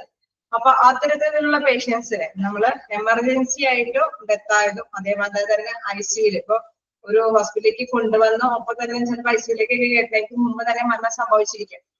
ആ ഒരു ക്രിട്ടിക്കൽ സ്റ്റേജിലേക്ക് കൊണ്ടുവരും. പക്ഷെ അവിടെ ഒരു അഡ്മിഷൻ എടുത്തു കഴിഞ്ഞാൽ എന്താണ്, അവിടുത്തെ ഒരു പേഷ്യന്റ് ആണ് മരിച്ചിരിക്കുന്ന ഏതൊരു വ്യക്തി അല്ലെ, ആ ഒരു പേഷ്യന്റ് ആണ്. അപ്പൊ അവർ ICUയിലേക്ക് ചിലപ്പോൾ കയറ്റിയിരിക്കില്ല, ചിലപ്പോൾ വാർഡിലേക്ക് കൊണ്ടുവന്ന് നോർമലി ഡയഗ്നോസ് ചെയ്യായിരിക്കും, വിലയിരുത്തുകയായിരിക്കും, രോഗം നിർണ്ണയിക്കുകയായിരിക്കും. ആ ടൈമിൽ തന്നെ ചിലപ്പോൾ അവരുടെ ഡെത്ത് സംഭവിച്ചിരിക്കും. അപ്പൊ എമർജൻസി ആയിട്ട് വരുന്ന വ്യക്തികളായിരിക്കും അല്ലെങ്കിൽ ICUയിൽ വന്നിരിക്കുന്ന വ്യക്തികളായിരിക്കാം. അവരെ അവിടെ മൊത്തത്തില് അവരെ കൗണ്ട് ചെയ്തിട്ട് അത് ഡിവൈഡഡ് ബൈ ടോട്ടൽ എന്താണ് discharge must taken into account. അതിൽ വരുന്ന മൊത്തത്തിലുള്ള ഡിസ്ചാർജ് പേഴ്സൺസിന് ഡിനോമിനേറ്റർ ആയിട്ട് ട്രീറ്റ് ചെയ്തിട്ട് അപ്പൊ നമ്മുടെ total number of death happen in the hospital in a period. ഒരു പീരിയഡ് ഒരു നിശ്ചിത സമയമുണ്ടാവും അല്ലെ, നമ്മൾ നേരത്തെ പറഞ്ഞായിരുന്നു പ്രത്യേക സമയം എന്നൊന്നും എടുത്ത് പറയുന്നില്ല എങ്കിലും ഒരു നിശ്ചിത time. Total number of death discharge during that period, അതായത് ആ പീരിയഡിൽ തന്നെ ഡിസ്ചാർജ് ചെയ്തിരിക്കുന്ന പേഴ്സൺസ് അതിന്റെ മൊത്തത്തിലുള്ള ഡെത്ത് ഇൻറ്റു 100. വീണ്ടും വീണ്ടും പറയുന്നുണ്ട്, ഈ ഫസ്റ്റില് പറയുന്ന എന്താണ് ഹോസ്പിറ്റലിലെ ആ പീരിയഡില് ഡെത്ത് സംഭവിച്ചിരിക്കുന്നവരില് ICUയിൽ കിടക്കുന്ന പേഷ്യൻസിനെയും അതേമാതിരി തന്നെ എമർജൻസി ആയിട്ട് മരിച്ചു പോയിരിക്കുന്ന എല്ലാ പേഷ്യൻസിനെയും അതിൽ ഉൾപ്പെടുത്താം, കൗണ്ട് ചെയ്യാം. ഡിനോമിനേറ്റർ ആയിട്ട് ഉപയോഗിക്കുന്നത് all type of discharges must be taken into account.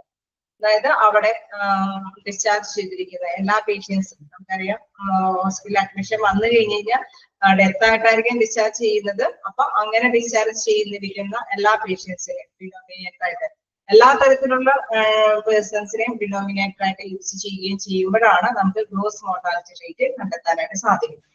ഇനി വ്യത്യസ്തമായിട്ടുള്ള മോർട്ടാലിറ്റി റേറ്റ് മനസ്സിലാക്കുമ്പോൾ നമുക്ക് കുറച്ചും കൂടി ക്ലിയർ ആവും. നെറ്റ് മോർട്ടാലിറ്റി റേറ്റ് എന്താണെന്നുള്ളത് അതിലെന്താ പറയുന്നത്, total number of death that occurred after 48 hours of admission of the period.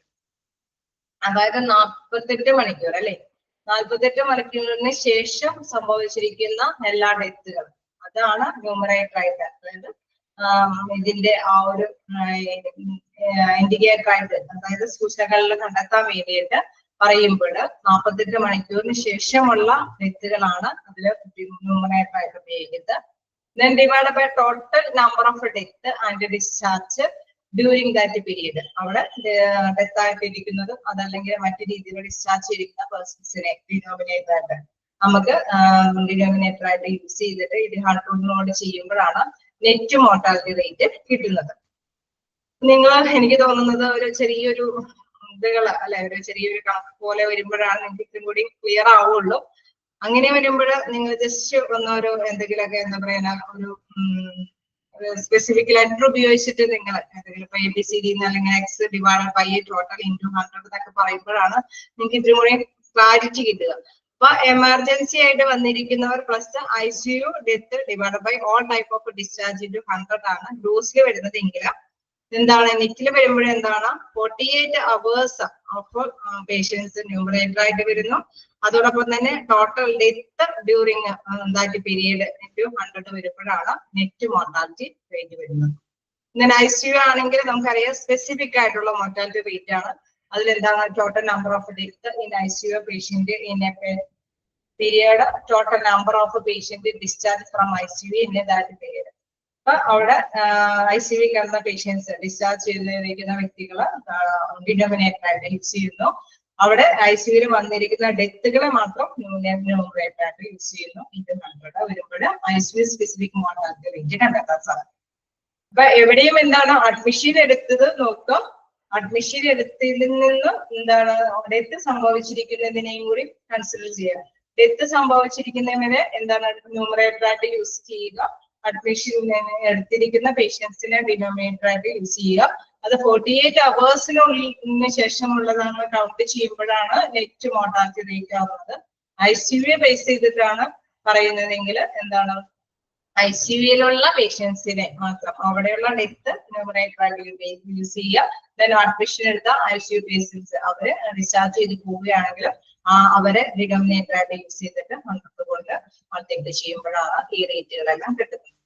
ഇനി വീണ്ടും ഒരു കാര്യം പറയുന്നത് all similar lines condition specific or specially specific death rate can also be calculated like maternity mortality rate etcetera. അതായത് നമ്മളിപ്പോ പ്രസവ മരണ നിരക്കൊക്കെ അറിയാൻ വേണ്ടിയിട്ടും ഇത്തരത്തിലുള്ള ഒരു യൂസബിൾ ആയിട്ടുള്ള ആ ഒരു രീതി ഉപയോഗിക്കാനുള്ളത്. ICUയിലെ സ്പെസിഫിക് മോർട്ടാലിറ്റി റേറ്റ് അറിയുന്ന ആ ഒരു മെത്തേഡ് തന്നെ നമ്മൾ പ്രസവാനന്തരം മരിച്ചിരിക്കുന്ന പേഷ്യൻസുമായി ബന്ധപ്പെട്ട രീതിയിൽ അപ്പൊ അഡ്മിഷൻ എടുത്ത് എത്തിയിരിക്കുന്ന അതിൽ പ്രസവാനന്തരം മരിച്ചിരിക്കുന്ന വ്യക്തികളെ ന്യൂമറേറ്റർ ആയിട്ട് ഉപയോഗിച്ചിരിക്കുന്നു. പിന്നെ പ്രഗ്നൻസി ആയിട്ട് അഡ്മിഷൻ എടുത്ത ടോട്ടൽ പേഴ്സൺസിനെ ഡിനോമിനേറ്റർ ആയിട്ട് യൂസ് ചെയ്ത് പിന്നെ 100 കൊണ്ട് ചെയ്യുമ്പോൾ നമുക്ക് എന്താണ് മെറ്റേണിറ്റി റേറ്റ് കണ്ടെത്താനായിട്ട് സാധിക്കും. നമുക്ക് മനസ്സിലാക്കി കാണുന്ന നോക്കണം. ഒന്നൊന്ന് ജസ്റ്റ് ഒന്ന് വായിച്ചു നോക്കിയിട്ട് എന്തെങ്കിലും ഡൗട്ട് ചോദിക്കാം.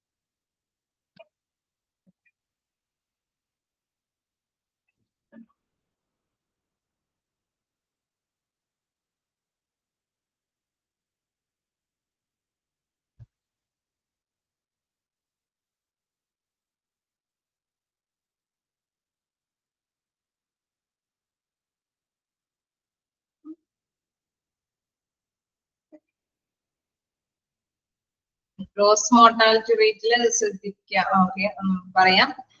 ഗ്രോസ് മോർട്ടാലിറ്റി റേറ്റില് നിങ്ങൾക്ക് മനസ്സിലാക്കിയ ഡൗട്ട് വന്ന ഒരു പോയിന്റ് ഇതായിരിക്കും. All the death that included deaths in emergency and ICU must be counted. അത് ന്യൂമറേറ്റർ ആണെന്ന് നിങ്ങൾക്ക് മനസ്സിലാക്കി കാണും അല്ലെ.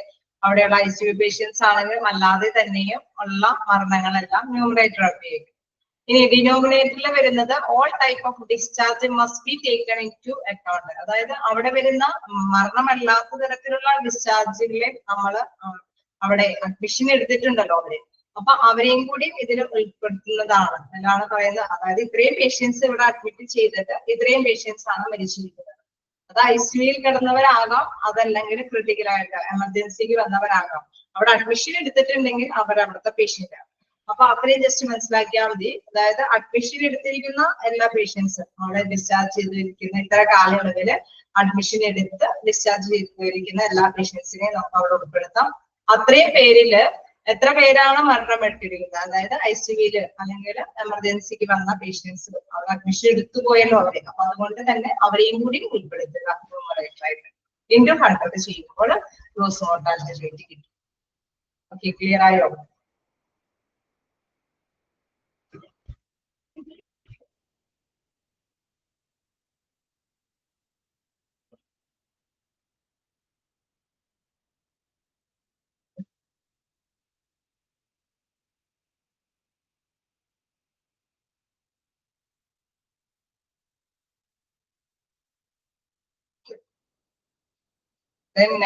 നെറ്റ് മോർട്ടാലിറ്റിയിൽ വരുമ്പോൾ അവിടെ 48 അവേഴ്സിന് ഒരു പ്രാധാന്യം കൊടുക്കുന്നുണ്ട്. അപ്പൊ അതും കൂടി വെച്ചിട്ട് ഉള്ള ഒരു ഫോർമുലയാണ് നോക്കേണ്ടത്. Total number of death that occurred after 48 hours of admission of the patient. Then denominator ആയിട്ട് total number of death and discharge during that period. അപ്പൊ അതായത് 48 അവേഴ്സിന് ശേഷം ആ പീരിയഡിൽ ഡിസ്ചാർജ് ചെയ്തിരിക്കുന്ന പേഷ്യൻസ് ഡെത്തുമായിട്ടുള്ളവരും കൂടി ഉൾപ്പെടുത്തിയിട്ടുള്ള ഡിനോമിനേറ്റർ.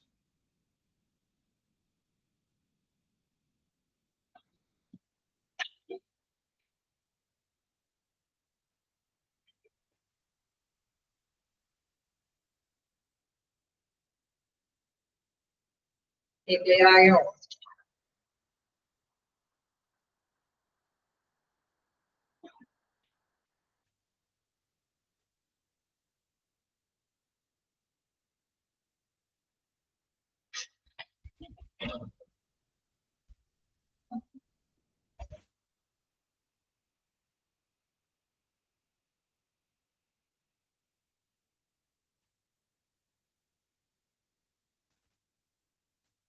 ഓക്കെയാണോ?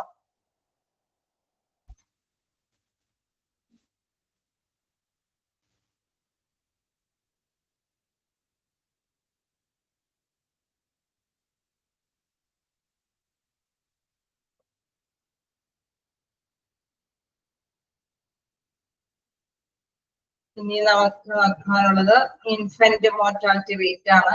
അതായത് ജനനവുമായി ബന്ധപ്പെട്ട ഒരു കുട്ടിയില് ജനിക്കുന്നതുമായി ബന്ധപ്പെട്ടുള്ള മോർട്ടാലിറ്റി റേറ്റ്സ്. ജനന സമയത്ത് തന്നെ മരിച്ചു പോകുന്ന കുട്ടികളുണ്ടാവും അല്ലെ, പ്രസവ സമയത്ത് തന്നെ മരിച്ചു പോകുന്ന കുട്ടികളുണ്ടാവും. അപ്പൊ അത്തരത്തിലുള്ള വ്യക്തികളുടെ ആ റേറ്റ് കണ്ടെത്താൻ വേണ്ടിയിട്ടാണ്. അങ്ങനെ വരുമ്പോൾ എന്താണ് നമ്മൾ നോക്കാം. Infant mortality rate is the number of resident newborns in a prescribed geographical area, country, state. രണ്ട് രീതിയിൽ അവിടെ അത് വെട്ടിക്കളഞ്ഞത് കൺട്രി, സ്റ്റേറ്റും എക്സെട്ര ആണ് കൊടുത്താൽ മതി. പിന്നെ അവിടെ പറയുന്നത് dying under 1 year of age divided by the number of resident live birth for the same geographic area for a prescribed time, normally a calendar year, 5 multiplied by 1000. ഇപ്പോ ഇതിന്റെ മോർട്ടാലിറ്റി റേറ്റ് ജനസംബന്ധമായി ബന്ധപ്പെട്ട ഒരു കാര്യമാണെങ്കിൽ എന്താണ്, ആ ഒരു ഇയറിന് അല്ലെ ഒരു ടൈമിനുള്ളില് മരിച്ചത്, ഒരു സ്പെസിഫിക് ടൈം പറയുന്നുണ്ടെങ്കിൽ ആ ഒരു ജനിക്കുമ്പോൾ ഉടനെ തന്നെയുള്ളതാണെങ്കിൽ നമ്മൾ പ്രസവ ഇതുമായി ബന്ധപ്പെട്ട മെറ്റാനിറ്റി റേറ്റില് നമ്മുടെ പ്രസവവുമായി ബന്ധപ്പെട്ട ആ റേറ്റ് ഒക്കെ ആയിരിക്കും. ഇൻഫന്റ് മോർട്ടാലിറ്റി റേറ്റിൽ പറയുന്നതിൽ എന്താ പറയുന്നത്, infant mortality rate is the number of resident new born, പുതുതായിട്ട് ജനിക്കുന്ന കുട്ടികൾ in A specific period geographical area, അതായത് ആ ഒരു ഭാഗത്ത് നമുക്കൊരു ലൊക്കാലിറ്റി ഉണ്ടെങ്കിൽ ആ ലൊക്കാലിറ്റിയിൽ ജനിക്കുന്ന വ്യക്തികൾ, അത് ആണ് എന്ത് നമ്മൾ പൊതുവെ നമ്മൾ അതുമായി ബേസ് ചെയ്തിട്ടായിരിക്കും. അപ്പൊ അതിപ്പോ കൺട്രിയിലാണെങ്കിലും സ്റ്റേറ്റിലാണെങ്കിലും ഏതെങ്കിലും ഒരു സ്പെസിഫിക് ആയിട്ടുള്ള പ്ലേസുകളിൽ ജനിക്കുന്ന വ്യക്തികളുമായി ബന്ധപ്പെട്ട എന്തെങ്കിലും കണ്ടെത്താൻ വേണ്ടിയിട്ടാണെങ്കിൽ, ഇപ്പൊ നമ്മൾ പറയൂലേ ഗ്ലോബലി ആണെങ്കിൽ അവിടെ ജനിക്കുന്ന കുട്ടികൾക്ക് ഇങ്ങനെ വീക്ക്നെസ് ഉണ്ട്, അല്ലെങ്കിൽ അവിടെ ജനിക്കുന്ന കൂടുതൽ മരണനിരക്ക് ഏറി വരുന്നുണ്ട്, അല്ലെങ്കിൽ ആദിവാസികളുടെ ഇടയിൽ കുറച്ച് മരണനിരക്ക് കൂടുന്നുണ്ട്, അതിനൊരു സ്പെസിഫൈഡ് ആയിട്ട് കണ്ടെത്തണമെങ്കിൽ ഹോസ്പിറ്റലിൽ ആണെങ്കിൽ നമുക്കറിയാം ഹോസ്പിറ്റൽ ബേസ് ചെയ്തിട്ടാണ്. അതേസമയം നമുക്ക് മൊത്തത്തിൽ പ്രാദേശികമായി ബന്ധപ്പെട്ടാണെങ്കിൽ ആ പ്രാദേശികത്ത് വരുന്ന ഒരു രജിസ്ട്രേഷനുമായി ബന്ധപ്പെട്ട രീതിയിൽ തന്നെ വിലയിരുത്തേണ്ടതായിട്ട് വരും അല്ലെ. അപ്പൊ ജനിക്കുന്ന കുട്ടികൾക്കൊക്കെ നമുക്കറിയാം ജനന സർട്ടിഫിക്കറ്റ് ഒക്കെ വേണം. അപ്പൊ അതുമായി ബന്ധപ്പെട്ടാണ് അവർക്ക് മനസ്സിലാക്കാൻ സാധിക്കും ഇത്രയും കുട്ടികൾ ഈ ലൊക്കാലിറ്റിയിൽ ഈ ടൈമിൽ ജനിച്ചിട്ടുണ്ട്. അവരുടെ മരണം അവരുമായി ബന്ധപ്പെട്ട് വരുമ്പോൾ ആ ലൊക്കാലിറ്റിയിൽ എത്ര പേര് മരിച്ചിട്ടുണ്ട്, ഈ ടൈമിനുള്ളിൽ എത്ര പേര് മരിച്ചിട്ടുണ്ടെന്ന് മനസ്സിലാക്കിയിട്ടുണ്ട്. അപ്പൊ infant mortality rate is the number of resident new born in a prescribed geographic area. അതുകൊണ്ടാണ് നമ്മൾ ജോഗ്രഫിക് ഏരിയ എന്നുള്ളത് പ്രത്യേകമായിട്ട് എടുത്തു പറയുന്നത്. ഒരു പ്രത്യേക പ്രദേശത്ത് ആ ഒരു പ്ലേസിൽ ജനിച്ചിരിക്കുന്ന വ്യക്തികളെ മനസ്സിലാക്കിയിട്ട്, ഒരു രാജ്യത്തിന്റെ അല്ലെങ്കിൽ ഒരു സ്റ്റേറ്റിന്റെ ഒരു പ്രദേശത്ത് ജനിക്കുന്ന വ്യക്തികളെ ബേസ് ചെയ്തിട്ട് during dying under 1 year of age divided by the number of resident leave birth for the same geographic area. അവിടെ ഒരു വർഷത്തിനുള്ളിൽ ജനിച്ചിരിക്കുന്ന കുട്ടികൾ, അത് ജനിച്ചിരിക്കുന്ന കുട്ടികളിൽ നിന്ന് എത്ര പേര് മരിച്ചിട്ടുണ്ട് അല്ലെ. Dying under 1 year of age, ഒരു വർഷത്തിനുള്ളിൽ മരിച്ചിരിക്കുന്ന പേഴ്സൺസ് അത് എത്രത്തോളം കുട്ടികളാണ്, divided by the number of resident live birth for the same geographic area. അവിടെ ജനിച്ചിരിക്കുന്ന മൊത്തം കുട്ടികളുടെ ആ ഒരു എണ്ണം കൊണ്ട് ഡിവൈഡ് ചെയ്ത് ഇൻറ്റു മൾട്ടിപ്ലൈ ബൈ എന്താണ് 1000 കൊണ്ട് മൾട്ടിപ്ലൈ ചെയ്യുമ്പോഴാണ് ഇൻഫന്റ് മോർട്ടാലിറ്റി റേറ്റ് കണ്ടെത്താനായിട്ട് സാധിക്കുന്നത്. ഓക്കെ, അവിടെ ഒരു ഹോസ്പിറ്റലിൽ ഒരു സ്പെസിഫിക് എന്താ പറയുന്നത്, അവിടെ ഒരു ജിയോഗ്രഫിക്കൽ ഏരിയ ബേസ് ചെയ്തിട്ടാണ് കൺസിഡർ ചെയ്ത് പരിഗണിക്കുന്നത്, മനസ്സിലാക്കി വെക്കുക. അപ്പൊ അതിനു വേണ്ടിയിട്ട് എന്താണ് ഒരു വർഷത്തിനുള്ളിൽ മരിച്ചിരിക്കുന്ന കുട്ടികളുടെ എണ്ണം അത് എത്ര, ആ ഒരു ജോഗ്രഫിക്കൽ ഏരിയയിൽ മരിച്ചിരിക്കുന്ന കുട്ടികളുടെ എണ്ണം ഡിവൈഡഡ് ബൈ അവിടെ മൊത്തത്തിൽ ആ ഒരു ജോഗ്രഫിക്കൽ ഏരിയയിൽ മൊത്തത്തിൽ ആ ടൈമിൽ ജനിച്ചിരിക്കുന്ന മൊത്തം കുട്ടികളുടെ എണ്ണം കൊണ്ട് ഡിവൈഡ് ചെയ്തു ഇൻറ്റു 1000 കൊണ്ട് ചെയ്യുമ്പോഴാണ് നമുക്ക് ഇൻഫന്റ് മോർട്ടാലിറ്റി റേറ്റ് കിട്ടുന്നത്.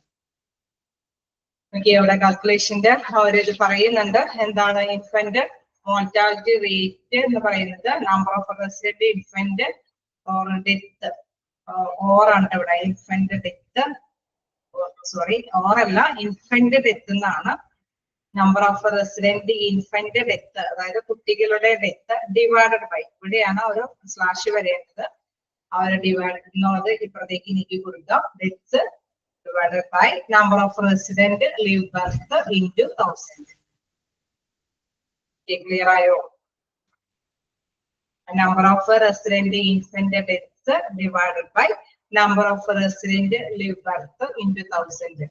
നിങ്ങളുടെ ഇങ്ങനെയാണ് വന്നിരിക്കുന്നതെങ്കിൽ ഒരു മാറ്റം വരുത്തിയേക്കാം. Infant deaths divided by number of resident live birth into 1000. Okay, clear ചെയ്തോ? അപ്പൊ നമുക്ക് ഇവിടെ ഒരു എക്സാമ്പിൾ കാണിച്ചു തരുന്നുണ്ട്. എന്താണ് 1300 infant deaths in 2008 among state resident. അതായത് അവിടെ സ്റ്റേറ്റിന്റെ ആ ഒരു ഇതിൽ നോക്കുമ്പോൾ 1300 കുട്ടികളുടെ മാത്രം കാണിക്കുന്നുണ്ട്. then 1,50,000 live birth in 2008 to state residence. അതായത് അവിടെ നിലവില് ജനിച്ചിരിക്കുന്ന വ്യക്തികൾ എന്ന് പറയുന്നത് എന്താണ്? 1,50,000 പേരാണ് ആ ടൈമിനുള്ളിൽ ജനിച്ചിരിക്കുന്നത്. അതായത് 2008 1,50,000 കുട്ടികൾ ജനിച്ചതില് 1,300 കുട്ടികൾ മരിച്ചു പോയിട്ടുണ്ട്.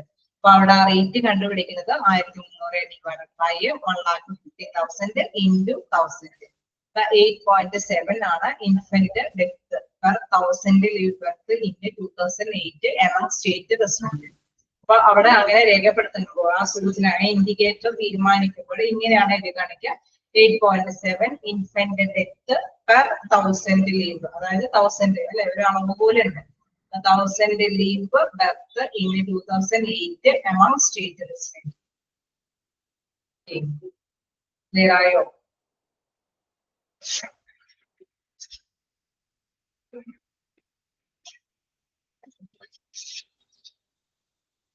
നിങ്ങൾക്ക് ബോറടിക്കുന്നുണ്ടോ? ജസ്റ്റ് ഒന്ന് വായിച്ചു നോക്കുക.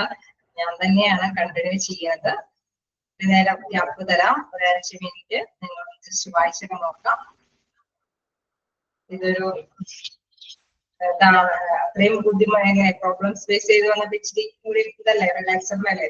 ജസ്റ്റ് വെയിറ്റ് ചെയ്യാം, ഒരു 5 മിനിറ്റ് അത് കണ്ടിന്യൂ ചെയ്യാം.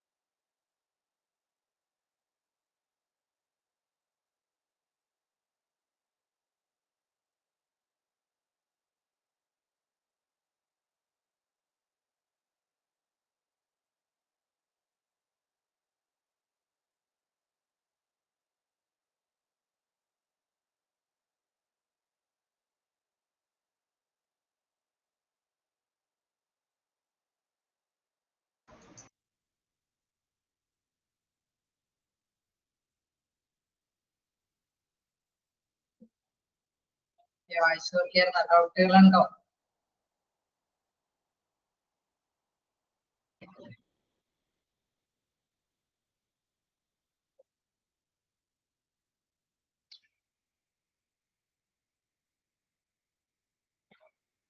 കണ്ടിന്യൂ ചെയ്യാലോ?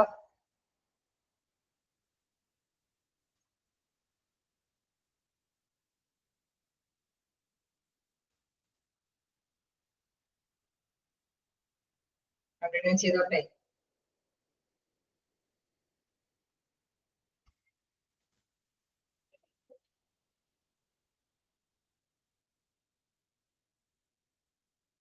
ഞാൻ റെസ്പോണ്ട് ചെയ്യുന്നില്ല.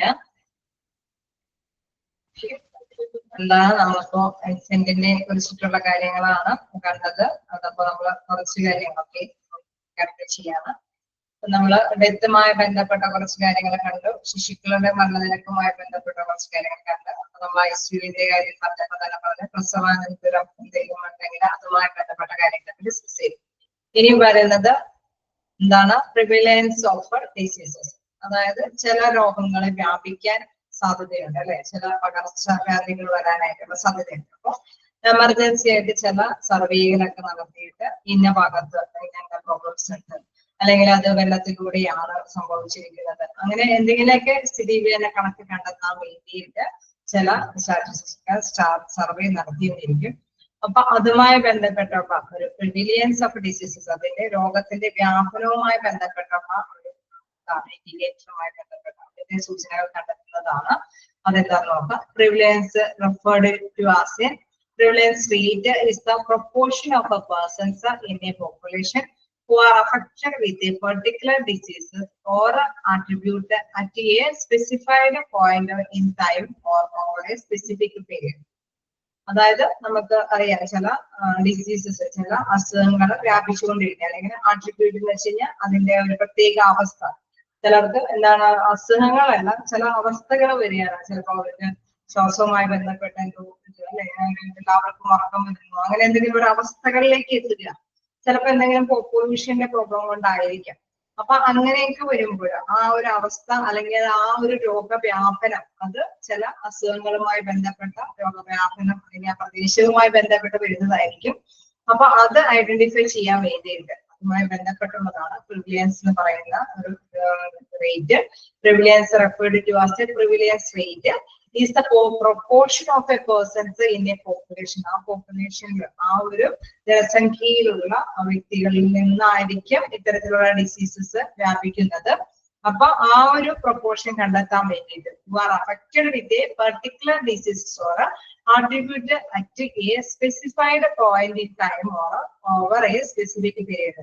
ചില പ്രത്യേക സമയത്ത് അല്ലെങ്കിൽ ചില പ്രത്യേക കാലയളവിൽ അല്ലെങ്കിൽ ചില പ്രത്യേക പോയിന്റിൽ ഇന്ന ഒരു നിശ്ചിത, നമുക്കറിയാലോ ഓരോ ഹോട്ടലിൽ നിന്ന് ഫുഡ് കഴിക്കുമ്പോൾ ആ വ്യക്തികൾക്ക് സംഭവിച്ചിരിക്കുന്ന രോഗവ്യാപനം അതെന്താണ്, ആ ഒരു നിശ്ചിത പർട്ടിക്കുലർ പോയിന്റിൽ നിന്നാണ് സംഭവിച്ചിരിക്കുന്നത് അല്ലെ. അപ്പൊ ആ ഒരു പർട്ടിക്കുലർ പോയിന്റ് അല്ലെങ്കിൽ ആ പർട്ടിക്കുലർ പ്ലേസ് എന്തെങ്കിലും നിശ്ചിത പ്രദേശത്തിൽ നിന്ന് എന്തെങ്കിലും രോഗങ്ങൾ പിടിപെട്ടതായിരിക്കും. അപ്പൊ ഇത്തരത്തിലുള്ള ആ ഒരു രോഗാവസ്ഥ കണ്ടെത്താൻ വേണ്ടിയിട്ടുള്ള സൂചനകളാണ് ഇതിലൂടെ തയ്യാറാക്കുന്നത്. Prevalence is a measures of diseases that lets us determine persons likelihood of having a disease. So the number of prevalent cases is the total number of cases of diseases that exist in a population. അതായത് നിലവിലുള്ള പോപ്പുലേഷനിൽ, അതായത് അവിടെ നിലവിലുള്ള വ്യക്തികൾ എത്രത്തോളമാണ് അവരില് ബാധിച്ചിരിക്കുന്ന diseases, രോഗവ്യാപനമായിട്ട് എല്ലാവർക്കും പിടിപെട്ടിരിക്കുന്ന ഒരു ഡിസീസസ് അത് എത്രത്തോളം ഉണ്ട് അത് വിലയിരുത്താൻ വേണ്ടിയിട്ട് the number of prevalent cases is the total number of cases of diseases that exist in a population. അവിടെ നിലവിലുള്ള പോപ്പുലേഷനെ ബേസ് ചെയ്തിട്ട് അവിടെ എത്രത്തോളം പേഴ്സൺസിനൊക്കെ വ്യാപിച്ചു എന്ന് മെഷർ ചെയ്യാൻ വേണ്ടിയിട്ടുള്ള ഒരു രീതിയാണ് പ്രിവിലിയൻസിൽ എടുക്കുന്നത്. Prevalence is the measure diseases that let us determine a person likelihood to of having a diseases. അവർക്ക് ഒരു ഡിസീസസ് അതുമായി ബന്ധപ്പെട്ട് അവരുടെ ആ ഒരു എന്താ പറയണ ഒരു സമയത്ത് അല്ലെ, ഇപ്പൊ 100ൽ 10 പേർക്ക് സ്ഥിരീകരിച്ചു എന്നുള്ളത് കണ്ടെത്തണമെങ്കിൽ എന്താണ്, ആ ഒരു പർട്ടിക്കുലർ പ്ലേസിൽ എന്തെങ്കിലും വ്യക്തികൾക്ക് ഒരു രോഗവ്യാപനം സംഭവിച്ചിട്ടുണ്ടാവും. അപ്പൊ അതുമായി ബന്ധപ്പെട്ട ഒരു കണക്കാണ് ഈ പ്രിവിലിയൻസ് റേറ്റിൽ മെഷർ ചെയ്യുന്നത്. The prevalence is measured by dividing the number of a person with the diseases or a condition at a particular time point by the number of individuals examined.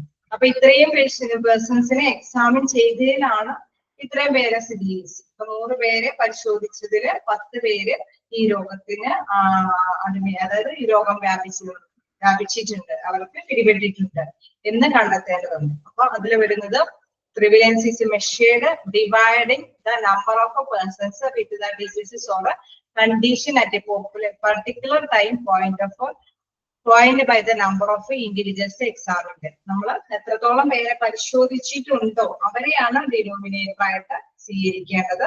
അതിൽ എത്രത്തോളം പേർക്ക് ആ രോഗം ബാധിച്ചു എന്നുള്ളതാണ് ന്യൂമറേറ്റർ ആയിട്ട് ഉപയോഗിക്കുന്നത്. വേറായോ പ്രിവിലിയൻസ് റേറ്റ് കണ്ടുപിടിക്കുന്നത് ന്യൂമിനേറ്റർ ആയിട്ട് ഉപയോഗിക്കുന്നത് ആ രോഗവ്യാപനം എത്രത്തോളം പേർക്കാണെന്നുള്ളതാണ്.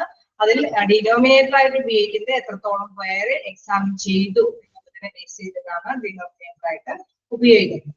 ഇനി പ്രിവിലിയൻസ് അപ്പൊ ഇതിന് നമ്മൾ നേരത്തെ കണ്ടെത്തിയ അതിൽ ഇൻറ്റു 1000 ഇൻറ്റു 100 ഒന്നും വരുന്നില്ല. കാരണം 10 എത്ര പേർക്ക് എന്നാണ് അല്ലെ, 10ൽ 2 പേർക്ക് സ്ഥിരീകരിച്ചു, 100ൽ 20 പേർക്ക് സ്ഥിരീകരിച്ചു, അങ്ങനെയാണ് കണ്ടെത്തുന്നത്. അപ്പൊ ഡിനോമിനേറ്റർ ആയിട്ട് എത്രത്തോളം പേര് എക്സാമിൻ ചെയ്തു, ന്യൂമിനേറ്റർ ആയിട്ട് എത്ര പേർക്ക് ഈ അസുഖം പിടിപെട്ടിട്ടുണ്ട്. ഓക്കെ, അതാണ് അതിൽ കാണിക്കുന്നത്. ഇനി പ്രിവിലിയൻസിന്റെ ഇമ്പോർട്ടന്റ് പറയുന്നുണ്ട്, എന്തൊക്കെയാണ് അതിന്റെ പ്രാധാന്യത്തിൽ വരുന്നത്. പ്രിവിലിയൻസ് ക്ലിയർ അല്ലേ നിങ്ങൾക്ക്? പ്രിവിലിയൻസ് എന്താണെന്നുള്ളത് ഓക്കെ അല്ലേ?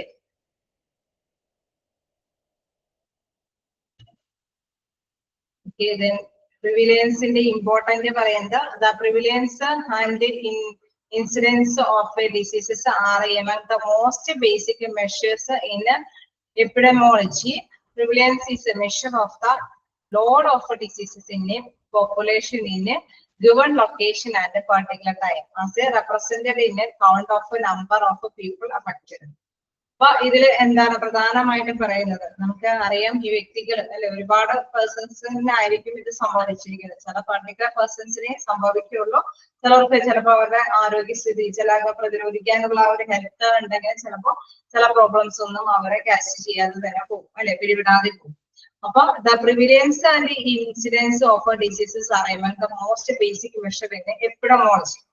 എപ്പിഡമോളജി എന്ന് വെച്ച് കഴിഞ്ഞാൽ സാംക്രമിക ആരോഗ്യ ശാസ്ത്രം എന്നാണ് ഉദ്ദേശിക്കുന്നത്. ആ ഒരു ശാസ്ത്രത്തിനെ ബേസ് ചെയ്തിട്ട്, ആ ഒരു സാംക്രമിക ആരോഗ്യ ശാസ്ത്രത്തിനെ ബേസ് ചെയ്തിട്ടാണ് ഇതിനുള്ള മെഷേഴ്സ് ഒക്കെ തീരുമാനിക്കുന്നത്. Then prevalence is a measure of the load of diseases in a population in given location at a particular time as represented in a count of the number of people affected. നമ്മള് അത്രത്തോളം ആ വ്യക്തികൾക്ക് അല്ലെ, അത് ആ രോഗത്തിന്റെ വ്യാപനവും സംഭവം എന്തിന്റെങ്കിലും അടിസ്ഥാനത്തിലായിരിക്കും സംഭവിച്ചിരിക്കുന്നത്. ചിലപ്പോൾ ഫുഡിന്റെ ഇൻഫെക്ഷൻ കൊണ്ടായിരിക്കും, ചിലപ്പോൾ അവിടുത്തെ എന്തെങ്കിലും പൊല്യൂഷനുമായി ബന്ധപ്പെട്ടായിരിക്കും. അപ്പൊ അത് കണ്ടെത്താൻ വേണ്ടിയിട്ടാണ്, അത് മെഷർ ചെയ്യാൻ വേണ്ടിയിട്ട് മൊത്തത്തിലുള്ള പോപ്പുലേഷന്റെ ആ ഒരു ലൊക്കേഷനിലുള്ള പോപ്പുലേഷന്റെ ആ സമയത്തെ പ്രതിനിധീകരിച്ചുകൊണ്ടാണ് ഇത്തരത്തിലുള്ള ഈ പേഴ്സൺസിനെ എങ്ങനെ ഇത് എഫക്ട് ചെയ്തു എന്നുള്ളത് കണ്ടെത്താൻ വേണ്ടിയിട്ടാണ് ഇത്തരം കാര്യങ്ങൾ പ്രിവിലിയൻസ് റേറ്റ് കണ്ടെത്തുന്നത്. അപ്പൊ അതാണ് അതിന്റെ ഒരു പ്രാധാന്യം എന്ന് പറയുന്നത്. Then the diseases has the highest prevalence. ഇപ്പൊ നമുക്ക് ചില കാര്യങ്ങൾ എടുത്ത് നോക്കുമ്പോൾ ഏറ്റവും കൂടുതൽ പ്രിവിലിയൻസ് എന്തിനാണെന്ന് നോക്കാം. അതായത് cardiovascular diseases account of most NCD deaths, അതായത് നോൺ കമ്മ്യൂണിക്കബിൾ ഡിസീസസ്, കമ്മ്യൂണിക്കബിൾ അല്ലാത്ത ഡിസീസ്, സാംക്രമികമായിട്ടുള്ള ഡിസീസസ് കൊണ്ട് ഡെത്ത് സംഭവിക്കുന്നത് വരുമ്പോൾ ഏറ്റവും കൂടുതൽ ഡെത്ത് സംഭവിക്കുന്നതാണ് കാർഡിയോവസ്കുലർ ഡിസീസസ് ആണ്.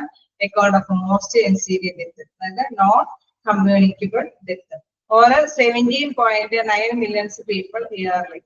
ശരിക്കും പറഞ്ഞു കഴിഞ്ഞാൽ എന്താണ്, 17.9 million പീപ്പിൾ ഇയർലി ആയിട്ട് ഡെത്ത് സംഭവിച്ചിട്ടുണ്ട്. Then followed by cancer, cancer വഴി വന്ന് എത്രയാണ് 9.3 million പീപ്പിൾസ് മരിച്ചു പോകുന്നുണ്ട്. Then chronic respiratory diseases 4.1 million and diabetes 2.0 million including kidney diseases death caused by diabetes. നമ്മൾ ചിലപ്പോഴൊക്കെ കണക്കുകളല്ലേ ചില ന്യൂസിലേക്ക് ഇങ്ങനെ വിവരിച്ച് കാണിക്കും, കേരളത്തിൽ ഇത്രയും പ്രമേഹ രോഗികളുണ്ട്, ഇങ്ങനെയുള്ള പേഷ്യൻസ് ഉണ്ട്, നിങ്ങൾ നിങ്ങളുടെ ഭക്ഷണത്തില് മാറ്റങ്ങൾ വരുത്തണം, കാരണം അവർ ശ്രദ്ധയ്ക്ക് എത്തിയില്ലെങ്കിൽ നമുക്ക് നാട്ടുമായി ബന്ധപ്പെട്ട അല്ലെങ്കിൽ ഇപ്പൊ ഇതില് പറയുന്നതുമായി ബന്ധപ്പെട്ട ക്രോണിക് റെസ്പിറേറ്ററി ഡിസീസസ് അങ്ങനെയൊക്കെ വരുമ്പോൾ ചില ഒരു പക്ഷേ ഒരു പ്രദേശത്തിന്റെ പൊല്യൂഷനുമായി ബന്ധപ്പെട്ടായിരിക്കും ആ പ്രദേശത്ത് ഈ പ്രിവിലിയൻസ് റേറ്റ് എടുത്തു പറഞ്ഞിട്ട് ഇവിടെ ഇങ്ങനെയുള്ള ഈ ഒരു ലൊക്കാലിറ്റിയില് ഈ പൊല്യൂഷൻ കാരണം കൊണ്ട് ഇത്രയും പേഴ്സൺസിന് റെസ്പിറേറ്ററി അല്ലെ ശ്വാസവുമായി ബന്ധപ്പെട്ട ശ്വാസമുട്ടുമായി ബന്ധപ്പെട്ട ഇത്രയും പേഷ്യൻസ് ഒക്കെയാണ് ഉള്ളത്. അപ്പൊ അതിനുള്ള നടപടികൾ എന്തെങ്കിലും സ്വീകരിക്കണം. നമ്മള് കണ്ടായിരുന്നു അഡ്മിനിസ്ട്രേറ്റീവ് പൊസിഷനിലുള്ളവരെ എടുക്കുന്ന കുറെ ഇങ്ങനത്തെയുള്ള കണ്ടെത്തലുകൾ മെഷേഴ്സുകളെല്ലാം ചിലപ്പോൾ ഒരു അഡ്വൈസറി ബോഡി ആയിട്ട് പ്രവർത്തിക്കാനായിട്ട് സാധിക്കുമെന്നുള്ളത്. അപ്പൊ ഇത്തരത്തിലുള്ള പ്രിവിലിയൻസ് റേറ്റ് കണ്ടെത്തുക, നിങ്ങൾ മനസ്സിലാക്കുക. പ്രിവിലിയൻസ് പറഞ്ഞു കഴിഞ്ഞാൽ ഒരു പെർട്ടിക്കുലർ ടൈമില് ഇത്രയും ജനങ്ങളുടെ ഇടയിൽ ഇത്രയും വ്യക്തികൾക്ക് ഈ അസുഖങ്ങൾ ബാധിച്ചു, അല്ലെങ്കിൽ ഈ പ്ലേസിൽ ഒരു പെർട്ടിക്കുലർ പ്ലേസിൽ അവിടെ എന്തെങ്കിലും പൊല്യൂഷൻ അല്ലെങ്കിൽ വെള്ളത്തിൻ്റെതായ പ്രോബ്ലംസ് കൊണ്ട് അവരെ കുറച്ച് പേര് എക്സാമിൻ ചെയ്തപ്പോൾ ഇത്രയും പേർക്ക് ആ വെള്ളത്തുമായി ബന്ധപ്പെട്ട് എന്താ പറയുക മലേറിയ അങ്ങനെ എന്തെങ്കിലും കണ്ടെത്താനായിട്ട് സാധിച്ചു. അതല്ലെങ്കിൽ റെസ്പിറേറ്ററി പ്രോബ്ലംസ്, അതായത് ശ്വാസം ബന്ധപ്പെട്ട പ്രോബ്ലംസ് കണ്ടെത്താനായിട്ട് സാധിച്ചു. അല്ലെങ്കിൽ ക്യാൻസർ പേഷ്യൻസ് ഇത്രയും പേര് ക്യാൻസർ ബാധിച്ചു മരിച്ചു. അങ്ങനെയൊക്കെയുള്ളത് ആ റേറ്റ് കണ്ടെത്താൻ വേണ്ടിയിട്ടാണ് പ്രിവിലിയൻസ് റേറ്റ്. ചിലപ്പോഴൊക്കെ ഇംപ്രൂവ്മെന്റില് ചില നടപടികൾ സ്വീകരിക്കും. ഗവൺമെന്റിന്റെ ഇടയിൽ തന്നെ ചില നടപടികൾ സ്വീകരിക്കാൻ കൂടി ഇതുകൊണ്ട് ഹെൽപ്ഫുൾ ആവും. കാരണം ഈ റേറ്റുകൾ കാണിക്കുമ്പോഴേ മനസ്സിലാവും അവിടെ പൊല്യൂഷന്റെ പ്രോബ്ലം ഉണ്ട്, ആ ഇഷ്യൂസ് ഒക്കെ കൺട്രോൾ ചെയ്യേണ്ടതുണ്ട്, എങ്കിൽ മാത്രമേ ഇത്തരത്തിലുള്ള പ്രോബ്ലംസ് ഒക്കെ ഓവർകം ചെയ്യാനായിട്ട് സാധിക്കുള്ളൂ എന്നുള്ള കുറെ ഗുഡായിട്ടുള്ള കാര്യങ്ങൾ കൂടി ഈ റേറ്റ് കണ്ടെത്തുന്നതിലൂടെ സാധിക്കുന്നതാണ്. പിന്നെ ഇതിൽ പറയുന്ന മറ്റൊരു കാര്യം എന്താണ്, what increase the prevalence of diseases. എന്തുകൊണ്ടാണ് ഈ പ്രിവിലിയൻസ് ഡിസീസസ് വർദ്ധിച്ചു വരുന്നത്? Prevalence increases when new diseases cases are detected, incidence and prevalence decrease when a patient is either caught or dies. അതായത് ഇതിന്റെ ആ ഒരു പ്രിവിലിയൻസിന്റെ ആ ഒരു വ്യാപനം, ഡിസീസസിന്റെ വ്യാപനം എന്തുകൊണ്ടാണ് വർദ്ധിക്കുന്നതെന്ന് വെച്ച് കഴിഞ്ഞാൽ അത് നമ്മൾ കേരള സൈഡ് അല്ലെ, നമ്മളിങ്ങനെ ഒരു സർവേ ഒന്നും നടത്തിയില്ലെങ്കിലും കുറെ പേര് ഒരു പ്രദേശത്ത് തന്നെ ഇത് തന്നെ ബാധിച്ച് മരിച്ചു പോകാനുള്ള സാധ്യതയുണ്ട് അല്ലെ. Prevalence increase the new diseases case are detected and prevalence decreases when a patient is either caught or dies. ഒന്നില്ലെങ്കിൽ അവരെ ചികിത്സയിലൂടെ അല്ലെങ്കിൽ മരിച്ചു കഴിയുമ്പോഴാണ് ഈ പ്രിവിലിയൻസ് എന്താ പറയുക ശമിച്ചു പോകുന്നത്. അതല്ല എങ്കിൽ ഇതെങ്ങനെയാണ് വർദ്ധിച്ചുകൊണ്ട് വന്നിരിക്കും. പ്രിവിലിയൻസ് increase when new diseases case are detected, കണ്ടെത്തേണ്ടതുണ്ട്. അപ്പോഴാണ് നമുക്ക് മനസ്സിലാവുക ഇങ്ങനെ ഒരു പ്രോബ്ലംസ് ഒക്കെ ഉണ്ടാവാനായിട്ടുള്ള സാധ്യതയുണ്ടെന്ന് കണ്ടെത്താനായിട്ട് സാധിക്കുകയുള്ളൂ. അതല്ലെങ്കിൽ എന്താണ് അത്തരത്തിലുള്ള പേഷ്യൻസ് ആ രോഗം വന്ന് മരിച്ചു പോകാനുള്ള സാധ്യതയുണ്ട്. ഇനി ടൈപ്പ് ഓഫ് പ്രിവിലിയൻസ് പറയുന്നുണ്ട്. എന്താണ്? Point prevalence, period prevalence, lifetime prevalence. നമുക്ക് മനസ്സിലായി ഒരു രോഗവ്യാപനം അല്ലെങ്കിൽ ഒരു രോഗാവസ്ഥ അല്ലെ, ആ ഒരു ഇതിനെയാണ് പ്രിവിലിയൻസ് എന്ന് പറയുന്നത്. ഒരു രോഗവ്യാപനം അല്ലെങ്കിൽ ആ ഒരു അവസ്ഥ, രോഗാവസ്ഥയാണ് പ്രിവിലിയൻസ് എന്ന് പറയുന്നത്. അതില് പോയിന്റ് പ്രിവിലിയൻസ് ഉണ്ട്, പീരിയഡ് പ്രിവിലിയൻസ് ഉണ്ട്, ലൈഫ് ടൈം പ്രിവിലിയൻസ്. അതായത് പോയിന്റ് പ്രിവിലിയൻസിൽ പറയുന്നത് ഒരു നിശ്ചിത സമയത്ത് ഒരു ആരോഗ്യ പരിപാടിയിലെ കേസുകളുടെയാണ് അല്ലെ. ഒരു നിശ്ചിത സമയത്ത് number of case of health event at A certain time, ഒരു നിശ്ചിത സമയത്തുള്ള ഒരു ആരോഗ്യ പ്രോഗ്രാം അല്ലെ, അത് ആരോഗ്യപരമായിട്ടുള്ള എന്തെങ്കിലും സംഭവിച്ചിട്ടുള്ള കേസുകളുടെ എണ്ണമാണ് പോയിന്റ് പ്രിവിലിയൻസിൽ പറയുന്നത്. ഈ പീരിയഡ് പ്രിവിലൻസിൽ പറയുമ്പോൾ ഒരു നിശ്ചിത സമയമല്ല, നമ്മളിപ്പോ ഒരു നിശ്ചിത ടൈം എന്ന് പറയുമ്പോൾ ഒരു ഹോട്ടലിൽ നിന്ന് ഫുഡ് കഴിച്ച് അവിടെ ഒരു നിശ്ചിത സമയം അല്ലെങ്കിൽ എന്തെങ്കിലും ആ ഒരു പെട്ടെന്ന് ഒരു സൂര്യതാപം ഏറ്റു എന്ന് പറയുമ്പോൾ ഒരു നിശ്ചിത സമയം മാത്രമേ സംഭവിക്കുന്നുള്ളൂ. അതായത് കണ്ടിന്യൂസ് ആയിട്ട് വരുന്നില്ല അല്ലെ. ഒരു ആ ടൈമിനുള്ളിൽ ആഫ്റ്റർനൂൺ ടൈമിൽ അല്ലെങ്കിൽ നല്ല മിഡ് ടൈമിന്റെ ഉള്ളിൽ 12 മണി 3 മണിക്കുള്ളിൽ ആ ഒരു ടൈമിനുള്ളിലാണ് സൂര്യതാപം ഏറ്റ് വ്യക്തികൾക്ക് ചിലപ്പോൾ എന്തെങ്കിലുമൊക്കെ സംഭവിക്കുന്നത്. അപ്പൊ അത് ഒരു പോയിന്റ് പ്രിവിലിയൻസ് ആണ്. ഈ പീരിയഡ് പ്രിവിലിയൻസ് എന്ന് പറയുമ്പോൾ the number of case of health ഈവന്റിന് reference to a period of 12 months. ഒരു 12 മാസത്തിനുള്ളിൽ എടുത്തിട്ട് ഇങ്ങനെയുള്ള വ്യക്തികൾക്ക് ഇന്ന അവസ്ഥ വന്നു അല്ലെ. ഒരു 10-100 പേരെ പരിശോധിച്ചപ്പോൾ ആ ഒരു പ്രത്യേക പ്ലേസിൽ ഇന്ന രോഗം പിടിപെടാനായിട്ട് സാധ്യതയുള്ള കുറച്ച് പേരെ കൂടി കണ്ടെത്തി അവരെ എക്സാമിൻ ചെയ്തപ്പോൾ ഇത്ര പേർക്ക് സ്ഥിരീകരിച്ചിട്ടുണ്ടെങ്കിൽ അതെന്താണ് പീരിയഡ് പ്രിവിലൻസ്. 12 മാസത്തിനുള്ളിൽ. നമ്മൾ നേരത്തെ പറഞ്ഞ പോയിന്റ് പ്രിവിലേജ് എന്ന് പറഞ്ഞ ഒരു പെർട്ടിക്കുലർ ടൈമിന് ആ ടൈമിൽ സംഭവിച്ചിരിക്കുന്ന ചില കേസ്. ഇനി ലൈഫ് ടൈം പ്രിവിലേജ് എന്ന് പറയുമ്പോൾ the number of case of health even in reference of total life time, അതായത് ജീവിതകാലം മുഴുവനും അല്ലെ അവർക്ക് ഇങ്ങനെ സംഭവിക്കാനായിട്ട് പറ്റി, ഇതിന്റെ പ്രോബ്ലംസ് കൊണ്ട് എന്തെങ്കിലും ജീവിതകാലം മുഴുവനും ഇത്തരത്തിലുള്ള രോഗവ്യാപനത്തിന് അവര് ബലിയാടാവേണ്ട അവസ്ഥ വന്നു എന്നൊക്കെ പറയില്ലേ. അപ്പൊ ആ ഒരു ഇതാണ് എന്ത് പറയുന്നത് ലൈഫ് ടൈം പ്രിവിലേജ്. അപ്പൊ 3 തരത്തിലുള്ള പ്രിവിലേജ് ഉണ്ട്: point privilege, period privilege, then life time privilege. Just ഒന്ന് വായിച്ചു നോക്കാം.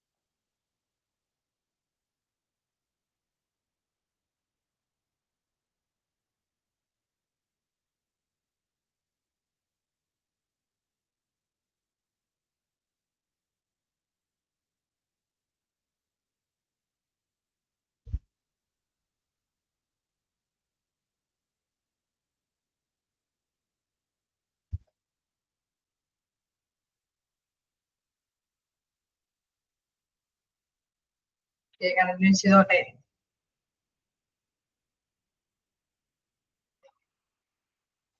അതിന്റെ ഫോർമുല പറയുന്നുണ്ട്. പോയിന്റ് പ്രിവിലേജിന്റെ ഫോർമുലയാണ് പറയുന്നത്. Number of case in defined population at 1 point of time divided by number of people in defined population at same point in time. അതായത് നമ്മൾ ആ ഒരു 1 point ടൈമിനുള്ളിൽ ഏതെങ്കിലും കേസുകൾ ഡിഫൈൻ ചെയ്ത് കഴിഞ്ഞു കഴിഞ്ഞാൽ, എന്തെങ്കിലും സൂര്യതാപം ഏറ്റു ഇത്രയും പീപ്പിൾസിന് ഇപ്പൊ അവിടെ ആ ഒരു ജോലി ചെയ്യാനായിട്ട് ഒരു പ്ലേസില് ഇത്രയും പേഴ്സൺസ് അവിടെ ഉണ്ടായിരുന്നെങ്കിൽ 2-3 പേർക്ക് സൂര്യതാപം ഏറ്റു എന്ന് പറയുമ്പോഴെന്താണ്, ഒരു 15% ഉള്ളില് 3 പേർക്ക് അത് സ്ഥിരീകരിച്ചു എന്ന് പറയും അല്ലെ. അപ്പൊ 10-15 പേര് ഉണ്ടായിരുന്നു. അതാണ് ആ പോയിന്റ് പ്രിവിലേജ് എടുത്ത് പറയുന്നത്. Number of cases in defined population at 1 point of time, ആ ടൈമിനുള്ളില് ഇത്തരം പേഴ്സൺസിന് അത് സംഭവിച്ചു. Then divided by number of people in a defined population at the same point of time. അവിടെ ഉണ്ടായിരുന്ന പേഴ്സൺസ് എത്രത്തോളം പോപ്പുലേഷൻസ് അതാണ് ഡിനോമിനേറ്റർ ആയിട്ട് യൂസ് ചെയ്യുന്നത്. ഇതാണ് പോയിന്റ് പ്രിവിലേജ് വരുന്ന formula. Okay, then use of prevalence. എന്താണ് ഈ പ്രിവിലേജിന്റെ ഉപയോഗം എന്നുള്ളത്? Help to calculate the magnitude of health problems or diseases in community. അല്ലെ, ആ കമ്മ്യൂണിറ്റിയിൽ നമ്മൾ കണ്ടായിരുന്നു അല്ലെ, ആ ഒരു ഭാഗത്തുള്ള വ്യക്തികൾക്ക് സമൂഹത്തിന്റെ ആരോഗ്യ പ്രശ്നത്തിന് എന്താണ് കാരണം, എന്തുകൊണ്ടാണ് ആ രോഗം ആ ഒരു കമ്മ്യൂണിറ്റി ആ ഒരു സമൂഹത്തിലെ ആരോഗ്യത്തിന് ഇത്തരത്തിലുള്ള അവസ്ഥയ്ക്ക് കാരണം എന്താണെന്ന് കാൽക്കുലേറ്റ് ചെയ്യാനായിട്ട് സാധിക്കുന്നു. Then identify potential high risk populations. അപ്പൊ അതുമാതിരി തന്നെ എന്താണ് ഉയർന്ന അപകട സാധ്യതയുണ്ടോ അത് വിലയിരുത്താനായിട്ട് തിരിച്ചറിയാനായിട്ട് സാധിക്കും. അവിടെയുള്ള പോപ്പുലേഷൻസിന് എന്തെങ്കിലും ഉയർന്ന ബുദ്ധിമുട്ടുകൾ അനുഭവപ്പെടാനായിട്ടുള്ള വരുന്ന അപകട സാധ്യത, അതാണ് പൊട്ടൻഷ്യൽ ഹൈ റിസ്ക്. എന്തെങ്കിലും അപകടം നമുക്ക് മനസ്സിലാവും അല്ലെ, ചില ഭൂകമ്പവും നമ്മൾ ഇതൊക്കെ വരുമ്പോൾ നമുക്കറിയാം അത് ആ പ്ലേസിൽ ഇങ്ങനെയുള്ള സാധ്യത കൂടുതലാണ്. ഇത്രയും പേർക്ക് മരണം സ്ഥിരീകരിച്ചിട്ടുണ്ട്, ഇത്രയും പേർക്ക് എന്തെങ്കിലും അസുഖം വന്നിട്ടുണ്ട്. അപ്പൊ എന്തെങ്കിലും ഇപ്പൊ സൂര്യതാപം ഏറ്റതാണെങ്കിൽ ഇത്രയും പേർക്ക് ഇന്ന ഡിസീസസുമായി ബന്ധപ്പെട്ട് സ്കിന്നുമായി ബന്ധപ്പെട്ട് ഇങ്ങനെ പ്രോബ്ലംസ് സംഭവിച്ചിട്ടുണ്ട്. അത് ഹൈ റിസ്ക് ആണോ, ആ മേഖലകൾ ആർക്കും താമസിക്കാനായിട്ട് പാടുള്ളതല്ലേ എന്നൊക്കെ മനസ്സിലാക്കാനായിട്ട് ഐഡന്റിഫൈ ചെയ്യാനായിട്ട് സാധിക്കും. ഇതിന് useful for administrative and planning purpose.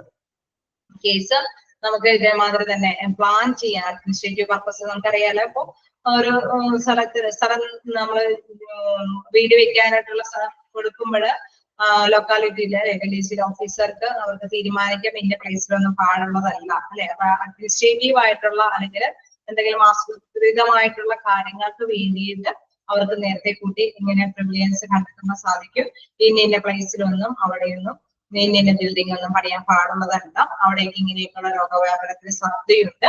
അതുകൊണ്ട് ആ ഒരു അഡ്മിനിസ്ട്രേറ്റീവ് യന്ത്രത്തിലുള്ള ആ ഒരു പർപ്പസുകളൊന്നും അവിടെ തടഞ്ഞു വെക്കാനായിട്ടൊക്കെ സാധിക്കും. അപ്പം അതുകൊണ്ടാണ് പറയുന്നത് useful for administrative and planning purpose. നേരത്തെ കൂട്ടി മുൻകൂട്ടി ചിന്തിക്കാൻ സാധിക്കും. അതേപോലെ തന്നെ അഡ്മിനിസ്ട്രേറ്റീവ് ആയിട്ടുള്ള നമ്മുടെ പണികൾക്ക് അല്ലെ ഒരു ആസൂത്രിതമായതും ഭരണപരമായിട്ടുള്ള എന്തെങ്കിലും കാര്യങ്ങളൊക്കെ ചെയ്യുന്നതിന് മുൻകൂട്ടി കണ്ടെത്താനായിട്ടൊക്കെ സാധിക്കും എന്നുള്ളത്.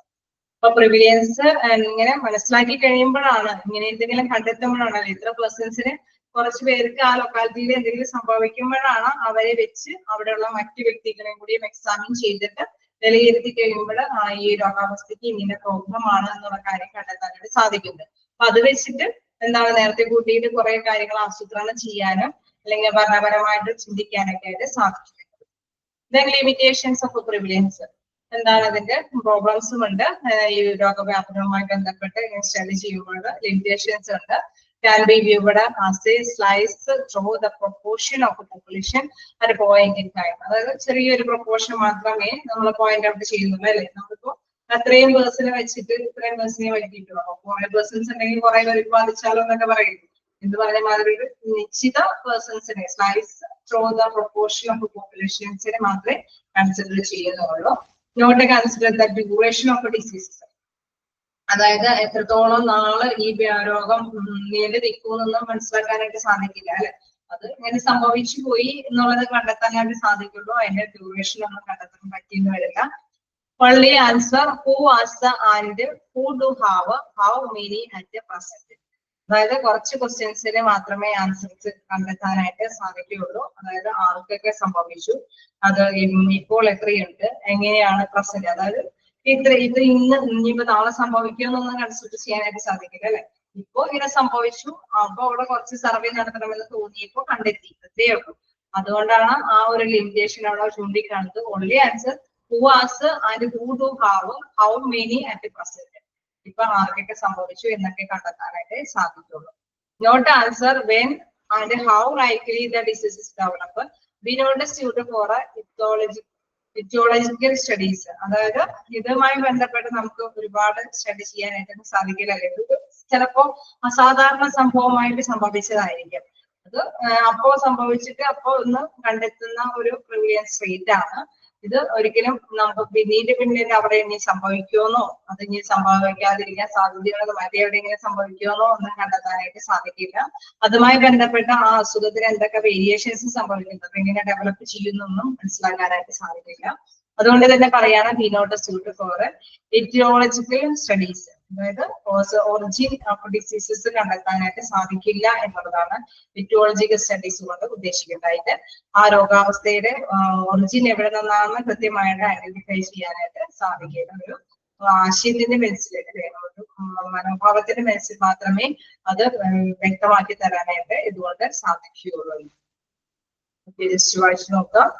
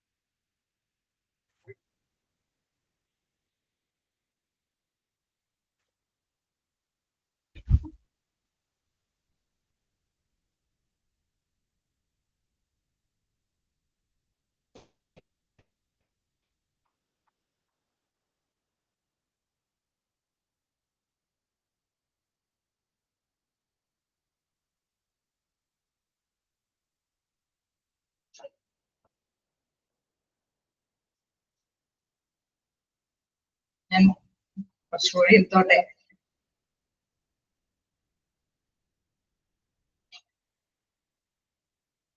ബോറായോ? എന്തായാലും ഇതൊരു പ്രത്യേക ചാപ്റ്റർ ആണ്.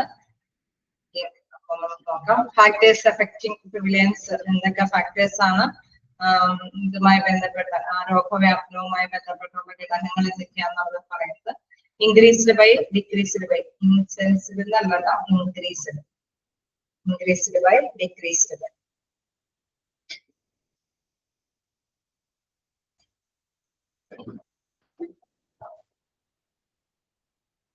നമുക്കറിയാം പ്രിവിലേൻസ് എന്ന് പറയുമ്പോൾ ചിലപ്പോ അതിന് കണ്ടെത്തുന്നത് ഒരു നിശ്ചിത ടൈമില് അല്ലെ, അത് ചിലപ്പോ അതിന് നമ്മൾ നേരത്തെ പറഞ്ഞായിരുന്നു, അത് ചിലപ്പോ അത്രത്തോളം നീണ്ടു നിൽക്കുമെന്ന് അറിയില്ല, എപ്പൊ തന്നെ ആ രോഗാവസ്ഥ മാറുന്നൊന്നും അറിയില്ല. ചിലപ്പോ ആ മൊമെന്റിൽ ചിലപ്പോ കണ്ടെന്ന് മാത്രമേ ഉണ്ടാവുള്ളൂ. പെട്ടെന്ന് തന്നെ എക്സാമിൻ ചെയ്തപ്പോ വിലയിരുത്തിയപ്പോ ജസ്റ്റ് മനസ്സിലാക്കാൻ സാധിക്കും ഇത്ര പേരുടെ ഉള്ളിൽ ഇത്ര പേർക്ക് രോഗം വന്നു എന്നുള്ളത്.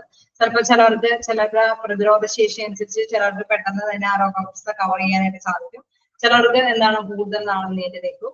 അത് അവരുടെ ഒരു ബോഡി ലാംഗ്വേജ് ഒക്കെ അനുസരിച്ചിട്ട് വ്യത്യസ്തമായിരിക്കും അല്ലെ. ആ രോഗം വരുന്നത് എവിടെ നിന്നാണ്, ആ ഒറിജിൻ എന്താണെന്ന് കൃത്യമായിട്ട് കണ്ടെത്താനായിട്ട് സാധിച്ചതും വരില്ല. അപ്പൊ എന്താണ് അതുമായി ബന്ധപ്പെട്ട് ചിലപ്പോൾ ഇൻക്രീസ് ചെയ്യാനും ഡിക്രീസ് ചെയ്യാനും സാധ്യതയുണ്ടെന്നുള്ളത് വേർതിരിച്ചിരുന്നതാണ്. Longer duration of the diseases, ചിലപ്പോൾ അത് ലോങ്ങർ ആയിട്ട് ഒരുപാട് നാൾ നീണ്ടു നിൽക്കാനായിട്ട് സാധ്യതയുണ്ട്. Prolongation of life of the patient without the care, അതായത് നമുക്ക് ചിലപ്പോ വേണമെങ്കിൽ രോഗിയുടെ ആയുസ് മുഴുവനും ഇത് നീണ്ടു നിൽക്കാനായിട്ട് സാധ്യതയുണ്ട് അല്ലെ. ഈ ചികിത്സ കൂടാതെ തന്നെ രോഗികളുടെ ആയുസ് നീണ്ടു പോകാനായിട്ട് നമുക്ക് ചികിത്സിക്കാനായിട്ടൊന്നും ഇല്ല. Prolong of life of the patient without care, ചിലപ്പോ ചികിത്സ കൂടാതെ തന്നെ ഇതിങ്ങനെ ലൈഫ് ടൈം ആയിട്ട് നീണ്ടു നിൽക്കാൻ സാധ്യതയുണ്ട്. Increased can in new cases, increase in incidence, അതായത് പുതിയ കേസുകൾ വെച്ച് ഇപ്പൊ ഇൻക്രീസ് ചെയ്യാനായിട്ട് വർദ്ധിച്ചു വരാനായിട്ട് സാധ്യതയുണ്ട്. ഇൻ മിഗ്രേഷൻ ഓഫ് കേസസ്, അതായത് അതിന്റെ ഒരു പ്രത്യേകത കേസുകളുടെ കുടിയേറ്റം എന്നാണ് ഉദ്ദേശിക്കുന്നത് ഇൻമിഗ്രേഷൻ എന്ന് പറയുന്നത്. ഇൻമൈഗ്രേഷൻ ഓഫ് കേസസ് എന്ന് പറഞ്ഞാൽ ഇൻമൈഗ്രേഷൻ എന്ന് പറയുമ്പോൾ ആ കേസുകൾ പുതിയ കേസുകൾ വരാനായിട്ടുള്ള സാധ്യത കൂടുതലാണ്. നമുക്കറിയില്ല ഈ കേസ് ഇന്നിപ്പോ ഇത്രത്തോളം വന്നു, നാളെ എത്രത്തോളം വരുമെന്നും കൃത്യമായിട്ട് പ്രവചിക്കാനായിട്ടൊന്നും സാധിക്കില്ല. Then out migration of healthy, ചിലപ്പോൾ ചില ആരോഗ്യമുള്ള വ്യക്തികളിൽ നിന്ന് ഈ ഡിസീസസ് ചിലപ്പോൾ പെട്ടെന്ന് തന്നെ പോയിന്നും വരാം. ഇനിയും പറയുന്നു healthy people in migration of susceptible people. അപ്പൊ ചിലപ്പോഴൊക്കെ എന്താണ് ചില പേഴ്സൺസിന്റെ അല്ലെ രോഗാവസ്ഥയുടെ ആ കുടിയേറ്റം എന്ന് പറയുന്നത് ചിലപ്പോ ചില സാധ്യതകൾ കൂടി ഉണ്ടാവാനായിട്ട് സാധ്യതയുണ്ട്. ഇൻ മൈഗ്രേഷൻ ഓഫ് സസ്പെക്റ്റബിൾ പീപ്പിൾസ്, ചില പീപ്പിൾസിന് ചിലപ്പോ വീണ്ടും വരാനായിട്ടുള്ള സാധ്യതയുണ്ടാവും. നമ്മൾ അതായത് ഈ രോഗം ഇങ്ങനെയാണ് സംഭവിക്കുന്നതല്ലേ, ചിലർക്ക് ഈ രോഗം വന്നു കഴിഞ്ഞാൽ ചിലപ്പോ ചികിത്സയൊന്നും കൂടാതെ തന്നെ വലിയ കുഴപ്പമില്ലാതെ പോകും. ചിലപ്പോൾ ചില ഡിഫക്റ്റ് എന്താണ് ജീവിതകാലം മുഴുവൻ വന്നു വരിക. ഇത് ഇന്ന സംഭവം കൊണ്ടാണ് വന്നതെന്ന് പ്രവചിക്കാനായിട്ട് ചിലപ്പോൾ പറ്റിയെന്ന് വരില്ല. ചില വ്യക്തികൾക്ക് എന്താണ് അത് പെട്ടെന്ന് തന്നെ പോയിരിക്കും, ചില വ്യക്തികൾക്ക് പിന്നീട് വരാനുള്ള സാധ്യതകളൊക്കെ ഉണ്ട്. അപ്പൊ അതെല്ലാമാണ് എന്താണ് ഇൻക്രീസ്ഡ് ബൈ എന്ന് പറയുന്നത്. അതിന്റെ ലാസ്റ്റ് പോയിന്റ് ഇപ്പുറത്തേക്ക് ഉള്ളതാണോ ഇംപ്രൂവ് ഡയഗ്നോസ്റ്റിക്സ് ഫെസിലിറ്റീസ് ആണ്. ഓക്കെ, അത് നോക്കാം. ഇപ്പുറത്തെ പോയിന്റിലേക്ക് വരുന്നതാണ്. ഇനി ഡിക്രീസ്ഡ് ബൈ പറയുന്നത് എന്താണ് shorter duration of the diseases. അത് ഇൻക്രീസിൽ നിന്ന് വ്യത്യസ്തമായിട്ട് കുറച്ച് കാലയളവിൽ ഇത് ഉണ്ടാവുള്ളൂ, ഇങ്ങനെയുള്ള ഡിസീസസ് വരാനുള്ള സാധ്യതയുള്ളൂ. High case fertility rate from diseases, പ്രധാനമായിട്ടും രോഗത്തിൽ നിന്ന് ഉയർന്ന മരണനിരക്ക് അല്ലെ ഫെർട്ടിലിറ്റി റേറ്റ് എന്ന് പറയുന്നത് മരണനിരക്ക്. High case fertility rate from diseases, ചിലപ്പോഴൊക്കെ ഈ ഡിസീസസിൽ നിന്ന് നല്ല രീതിയിലുള്ള മരണനിരക്ക് വരാനായിട്ടുള്ള സാധ്യതയുണ്ട്. പിന്നെ ഡിക്രീസസ് ഇൻ ന്യൂ കേസസ്, അതായത് പുതിയ കേസുകൾ ചിലപ്പോൾ ദൗർലഭ്യമായിരിക്കും, ഉള്ള വ്യക്തികളായിരിക്കും ചിലപ്പോൾ മരണപ്പെട്ട അല്ലെ. ഇപ്പൊ ഒരു ഹോട്ടലിലെ ഫുഡും കാര്യങ്ങളൊക്കെ വന്നു കഴിഞ്ഞാൽ എന്താണ് അവിടെ വീണ്ടും വരണമെന്ന് നിർബന്ധമൊന്നുമില്ല, പക്ഷെ ഉള്ളതിൽ നിന്ന് ചിലപ്പോൾ ചിലര് കഴിച്ചു പോകാനായിട്ടൊക്കെ സാധ്യതയാണ്. വീണ്ടും വരണമെന്ന് നിർബന്ധമൊന്നുമില്ല. In migration of healthy people, അതായത് ഹെൽത്തി പീപ്പിൾ ആണെങ്കിൽ അത് അവരിൽ നിന്ന് അല്ലെ നമുക്ക് പുതിയ കേസുകൾ കുറവായിട്ട് വരാനായിട്ട് സാധ്യതയുണ്ട്. പിന്നെ ഔട്ട് മൈഗ്രേഷൻ ഓഫ് കേസ് എന്ന് പറയുമ്പോൾ ആളുകളുടെ മറ്റു ആളുകളിൽ നിന്ന് ഈ കേസുകളെല്ലാം ചിലപ്പോ ഈ രോഗങ്ങളെല്ലാം പെട്ടെന്ന് തന്നെ റിമൂവ് ചെയ്യാനായിട്ട് സാധ്യതയുണ്ട്. ഇംപ്രൂവ് കെയർ റേറ്റ് കേസസ്, ചിലപ്പോൾ ചില കേസുകളുടെ മെച്ചപ്പെട്ട രോഗശമന നിരക്ക്, അതായത് ഒരു ഇത് സംഭവിച്ചു കഴിഞ്ഞ് കഴിഞ്ഞാൽ ചിലപ്പോ അതിന് മാറ്റങ്ങൾ സംഭവിക്കും. ഇൻക്രീസ് ചെയ്ത് വരാം, ചിലപ്പോ വലിയ കുഴപ്പമില്ലാതെ ഡിക്രീസ് ചെയ്ത് രോഗശമനം വരാം. ചിലപ്പോൾ ആരോഗ്യ പ്രശ്നം അനുസരിച്ചിട്ട് ആരോഗ്യവാന്മാരാണെങ്കിൽ നമുക്ക് നേരത്തെ കൂട്ടി പറയാൻ പറ്റില്ല, മറ്റു വ്യക്തികളുടെ ഇത്ര ദിവസത്തിനുള്ളിൽ പോയി, ഈ വ്യക്തിക്ക് ഇത്ര ദിവസം കൂടുതൽ നേരം കിടക്കേണ്ട വന്നു, അപ്പൊ അത് ഡിക്രീസ് ആവാം, ഇൻക്രീസ് ആവാം. ചിലർ മരണപ്പെട്ട് പോവാൻ, ചിലര് അല്ലാതെ ഇനിയും വീണ്ടും വരാനായിട്ടുള്ള സാധ്യതയൊക്കെ ചിലപ്പോൾ റയറായിരിക്കും അല്ലെ. അവിടെ ഇനിയും വീണ്ടും സംഭവിക്കാനുള്ള സാധ്യതയൊക്കെ ചിലപ്പോൾ സ്ഥിതിവിവരണ കണക്കനുസരിച്ചിട്ട് പ്രവചിക്കാനൊന്നും സാധിക്കില്ല. അപ്പൊ അങ്ങനെയുള്ള കുറച്ച് ഡിക്രീസ്ഡ് ബൈയും ഇൻക്രീസ്ഡ് ബൈയും വെറുതെ വ്യക്തമായിട്ട് കാണിച്ചിരുന്നേ ഉള്ളൂ. നമുക്ക് മനസ്സിലാവുന്ന ഒരു ആശയം, അതായത് ഇത് ഇങ്ങനെ പഠിക്കണം എന്നൊന്നുമില്ല, ആ ആശയം മനസ്സിലാക്കി വെക്കുക. പ്രിവലൻസ് എന്ന് പറയുന്നത് ഇങ്ങനെയാണ്, ഒരു രോഗവ്യാപനമാണ്. ആ രോഗവ്യാപനം ഇത്തരം വ്യക്തികളുടെ ഉള്ളിൽ എക്സാമിൻ ചെയ്യുമ്പോൾ ഇത്ര പേർക്ക് സ്ഥിരീകരിക്കുമ്പോഴാണ് ആ രോഗവ്യാപനത്തിന്റെ കൗണ്ട് മനസ്സിലാക്കുന്നത്. ചിലപ്പോൾ ഇങ്ങനെ ഇന്ന രോഗാവസ്ഥകൾ കണ്ടുപിടിക്കുന്നത് കൊണ്ട് ചില ഗുണങ്ങളുണ്ട് അല്ലെ.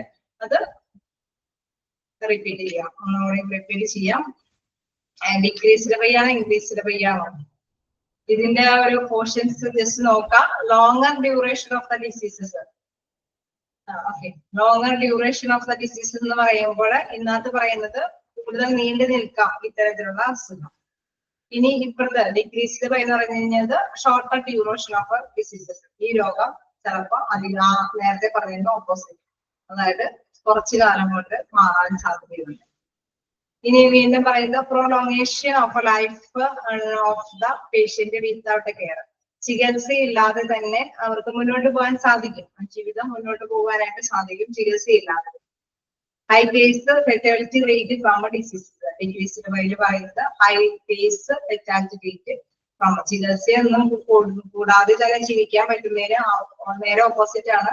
ചിലപ്പോൾ ഇത് സംഭവിച്ചു കഴിഞ്ഞാൽ ഉടനെ തന്നെ അല്ലെ മരിക്കാനായിട്ടുള്ള നിരക്ക് വരെയും വരാനായിട്ട് മരിക്കാനുള്ള സാധ്യത വരെയുണ്ട്. High case fertility rate from diseases. ഈ രോഗം മൂലം മരണം സംഭവിക്കാം. Then increased can new case increase incidence. അതായത് പുതിയ പുതിയ കേസുകൾ വർദ്ധിച്ചു വരാനുള്ള സാധ്യതയുണ്ട്. നേരെ ഓപ്പോസിറ്റിൽ പറയുന്നത് ഡിക്രീസ്ഡ് ന്യൂ കേസ്. പുതിയ പുതിയ കേസ് വരണമെന്ന് നിർബന്ധമില്ല. അതായത് പ്രിവിലിയൻസ് ആണ് അല്ലെ. ഇത് രോഗവ്യാപനം ആ ഒരു പ്ലേസിൽ ഒരു നമ്മൾ 2-3 കാര്യം പറഞ്ഞു. ഒരു വർഷത്തിന് ഉള്ളിൽ വരുന്ന രോഗവ്യാപനം പറഞ്ഞു, ഒരു നിശ്ചിത സമയത്തിനുള്ളിലുള്ളത് പറഞ്ഞു, പിന്നെ ലൈഫ് ടൈം വരെ ഉള്ളതും പറഞ്ഞു.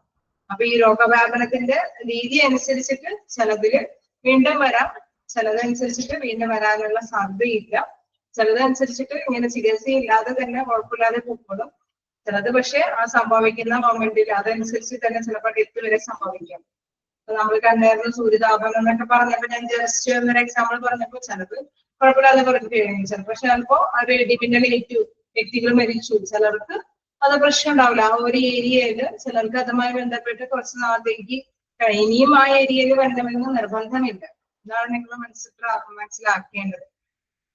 പിന്നെ അതുമാത്രം തന്നെ വെള്ളവുമായി ബന്ധപ്പെട്ട എന്തെങ്കിലും അസുഖം വരുമ്പോൾ, അല്ലെങ്കിൽ വായുവുമായി ബന്ധപ്പെട്ട എന്തെങ്കിലും അസുഖം വരുമ്പോൾ, അങ്ങനെയുള്ള ചിലത് എന്താണ് വീണ്ടും വീണ്ടും വർദ്ധിച്ചു വരാനുള്ള സാധ്യതയാണ്. അപ്പൊ നിങ്ങൾ രണ്ടും കൂടി ഒന്നിച്ച് കമ്പയർ ചെയ്ത് പഠിക്കാം, നമുക്ക് മനസ്സിലാക്കി എടുക്കാൻ സാധിക്കും. ഇനി അപ്പൊ തേർഡ് പോയിന്റ് നമ്മൾ പറഞ്ഞു.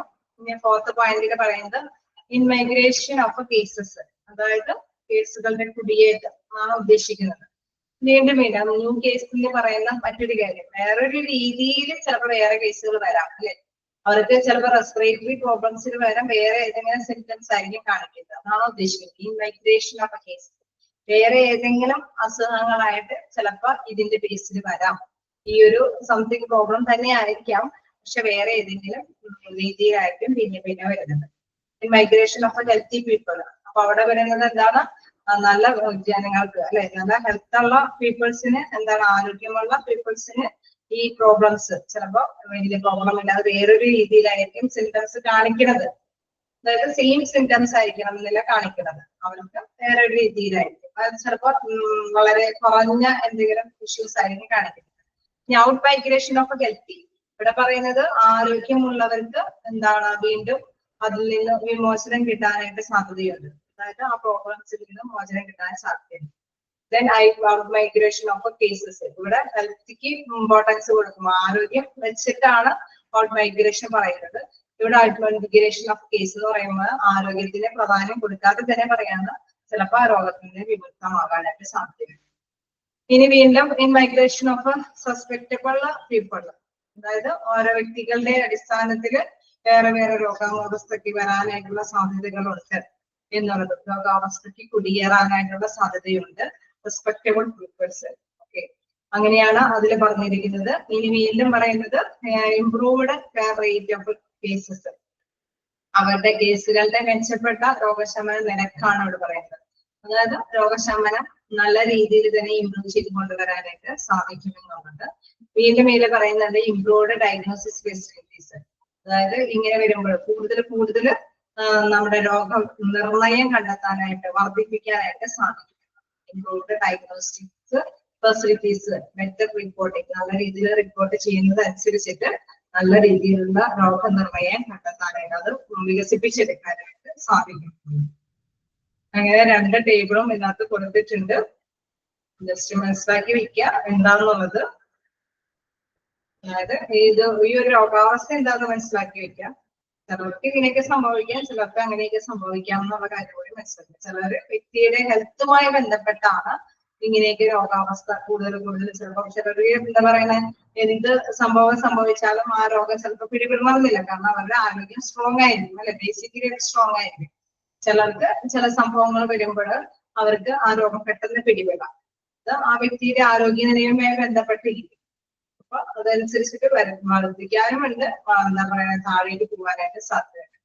ഈ രോഗം പ്രിവിയൻസിന്റെ ഒരു പ്രത്യേകത അനുസരിച്ചിട്ട് ഈ രോഗം എന്താണെന്നും വീണ്ടും വരോ എന്നും പിന്നെ വേറൊരു രോഗമായിട്ട് തിരിയോ ഒന്നും വ്യക്തമായിട്ട് പറയാനായിട്ട് സാധിക്കില്ല എന്നുള്ള കാര്യം നിങ്ങൾ മനസ്സിലാക്കി വയ്ക്കാം.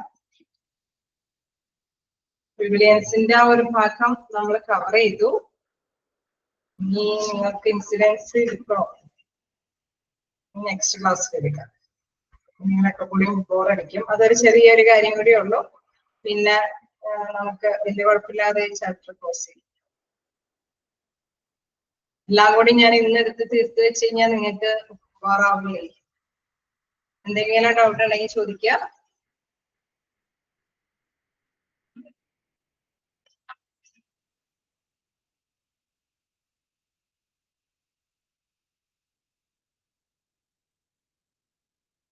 മാത്രമല്ല എനിക്ക് നെക്സ്റ്റ് 2 കണ്ടിന്യൂ ചെയ്യാനുണ്ട്.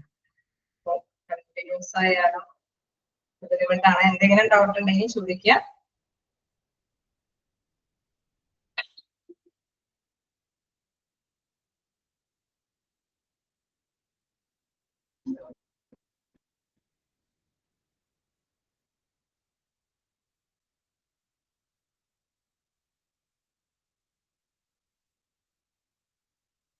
ഇത് ക്ലിയർ ആയോ? ഇതിന്റെ 2 ഡൗട്ട് ചോദിച്ചിരുന്നു.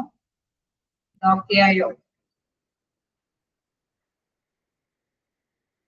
നമുക്ക് നെക്സ്റ്റ് ക്ലാസ്സിൽ കാണാം. Thank you.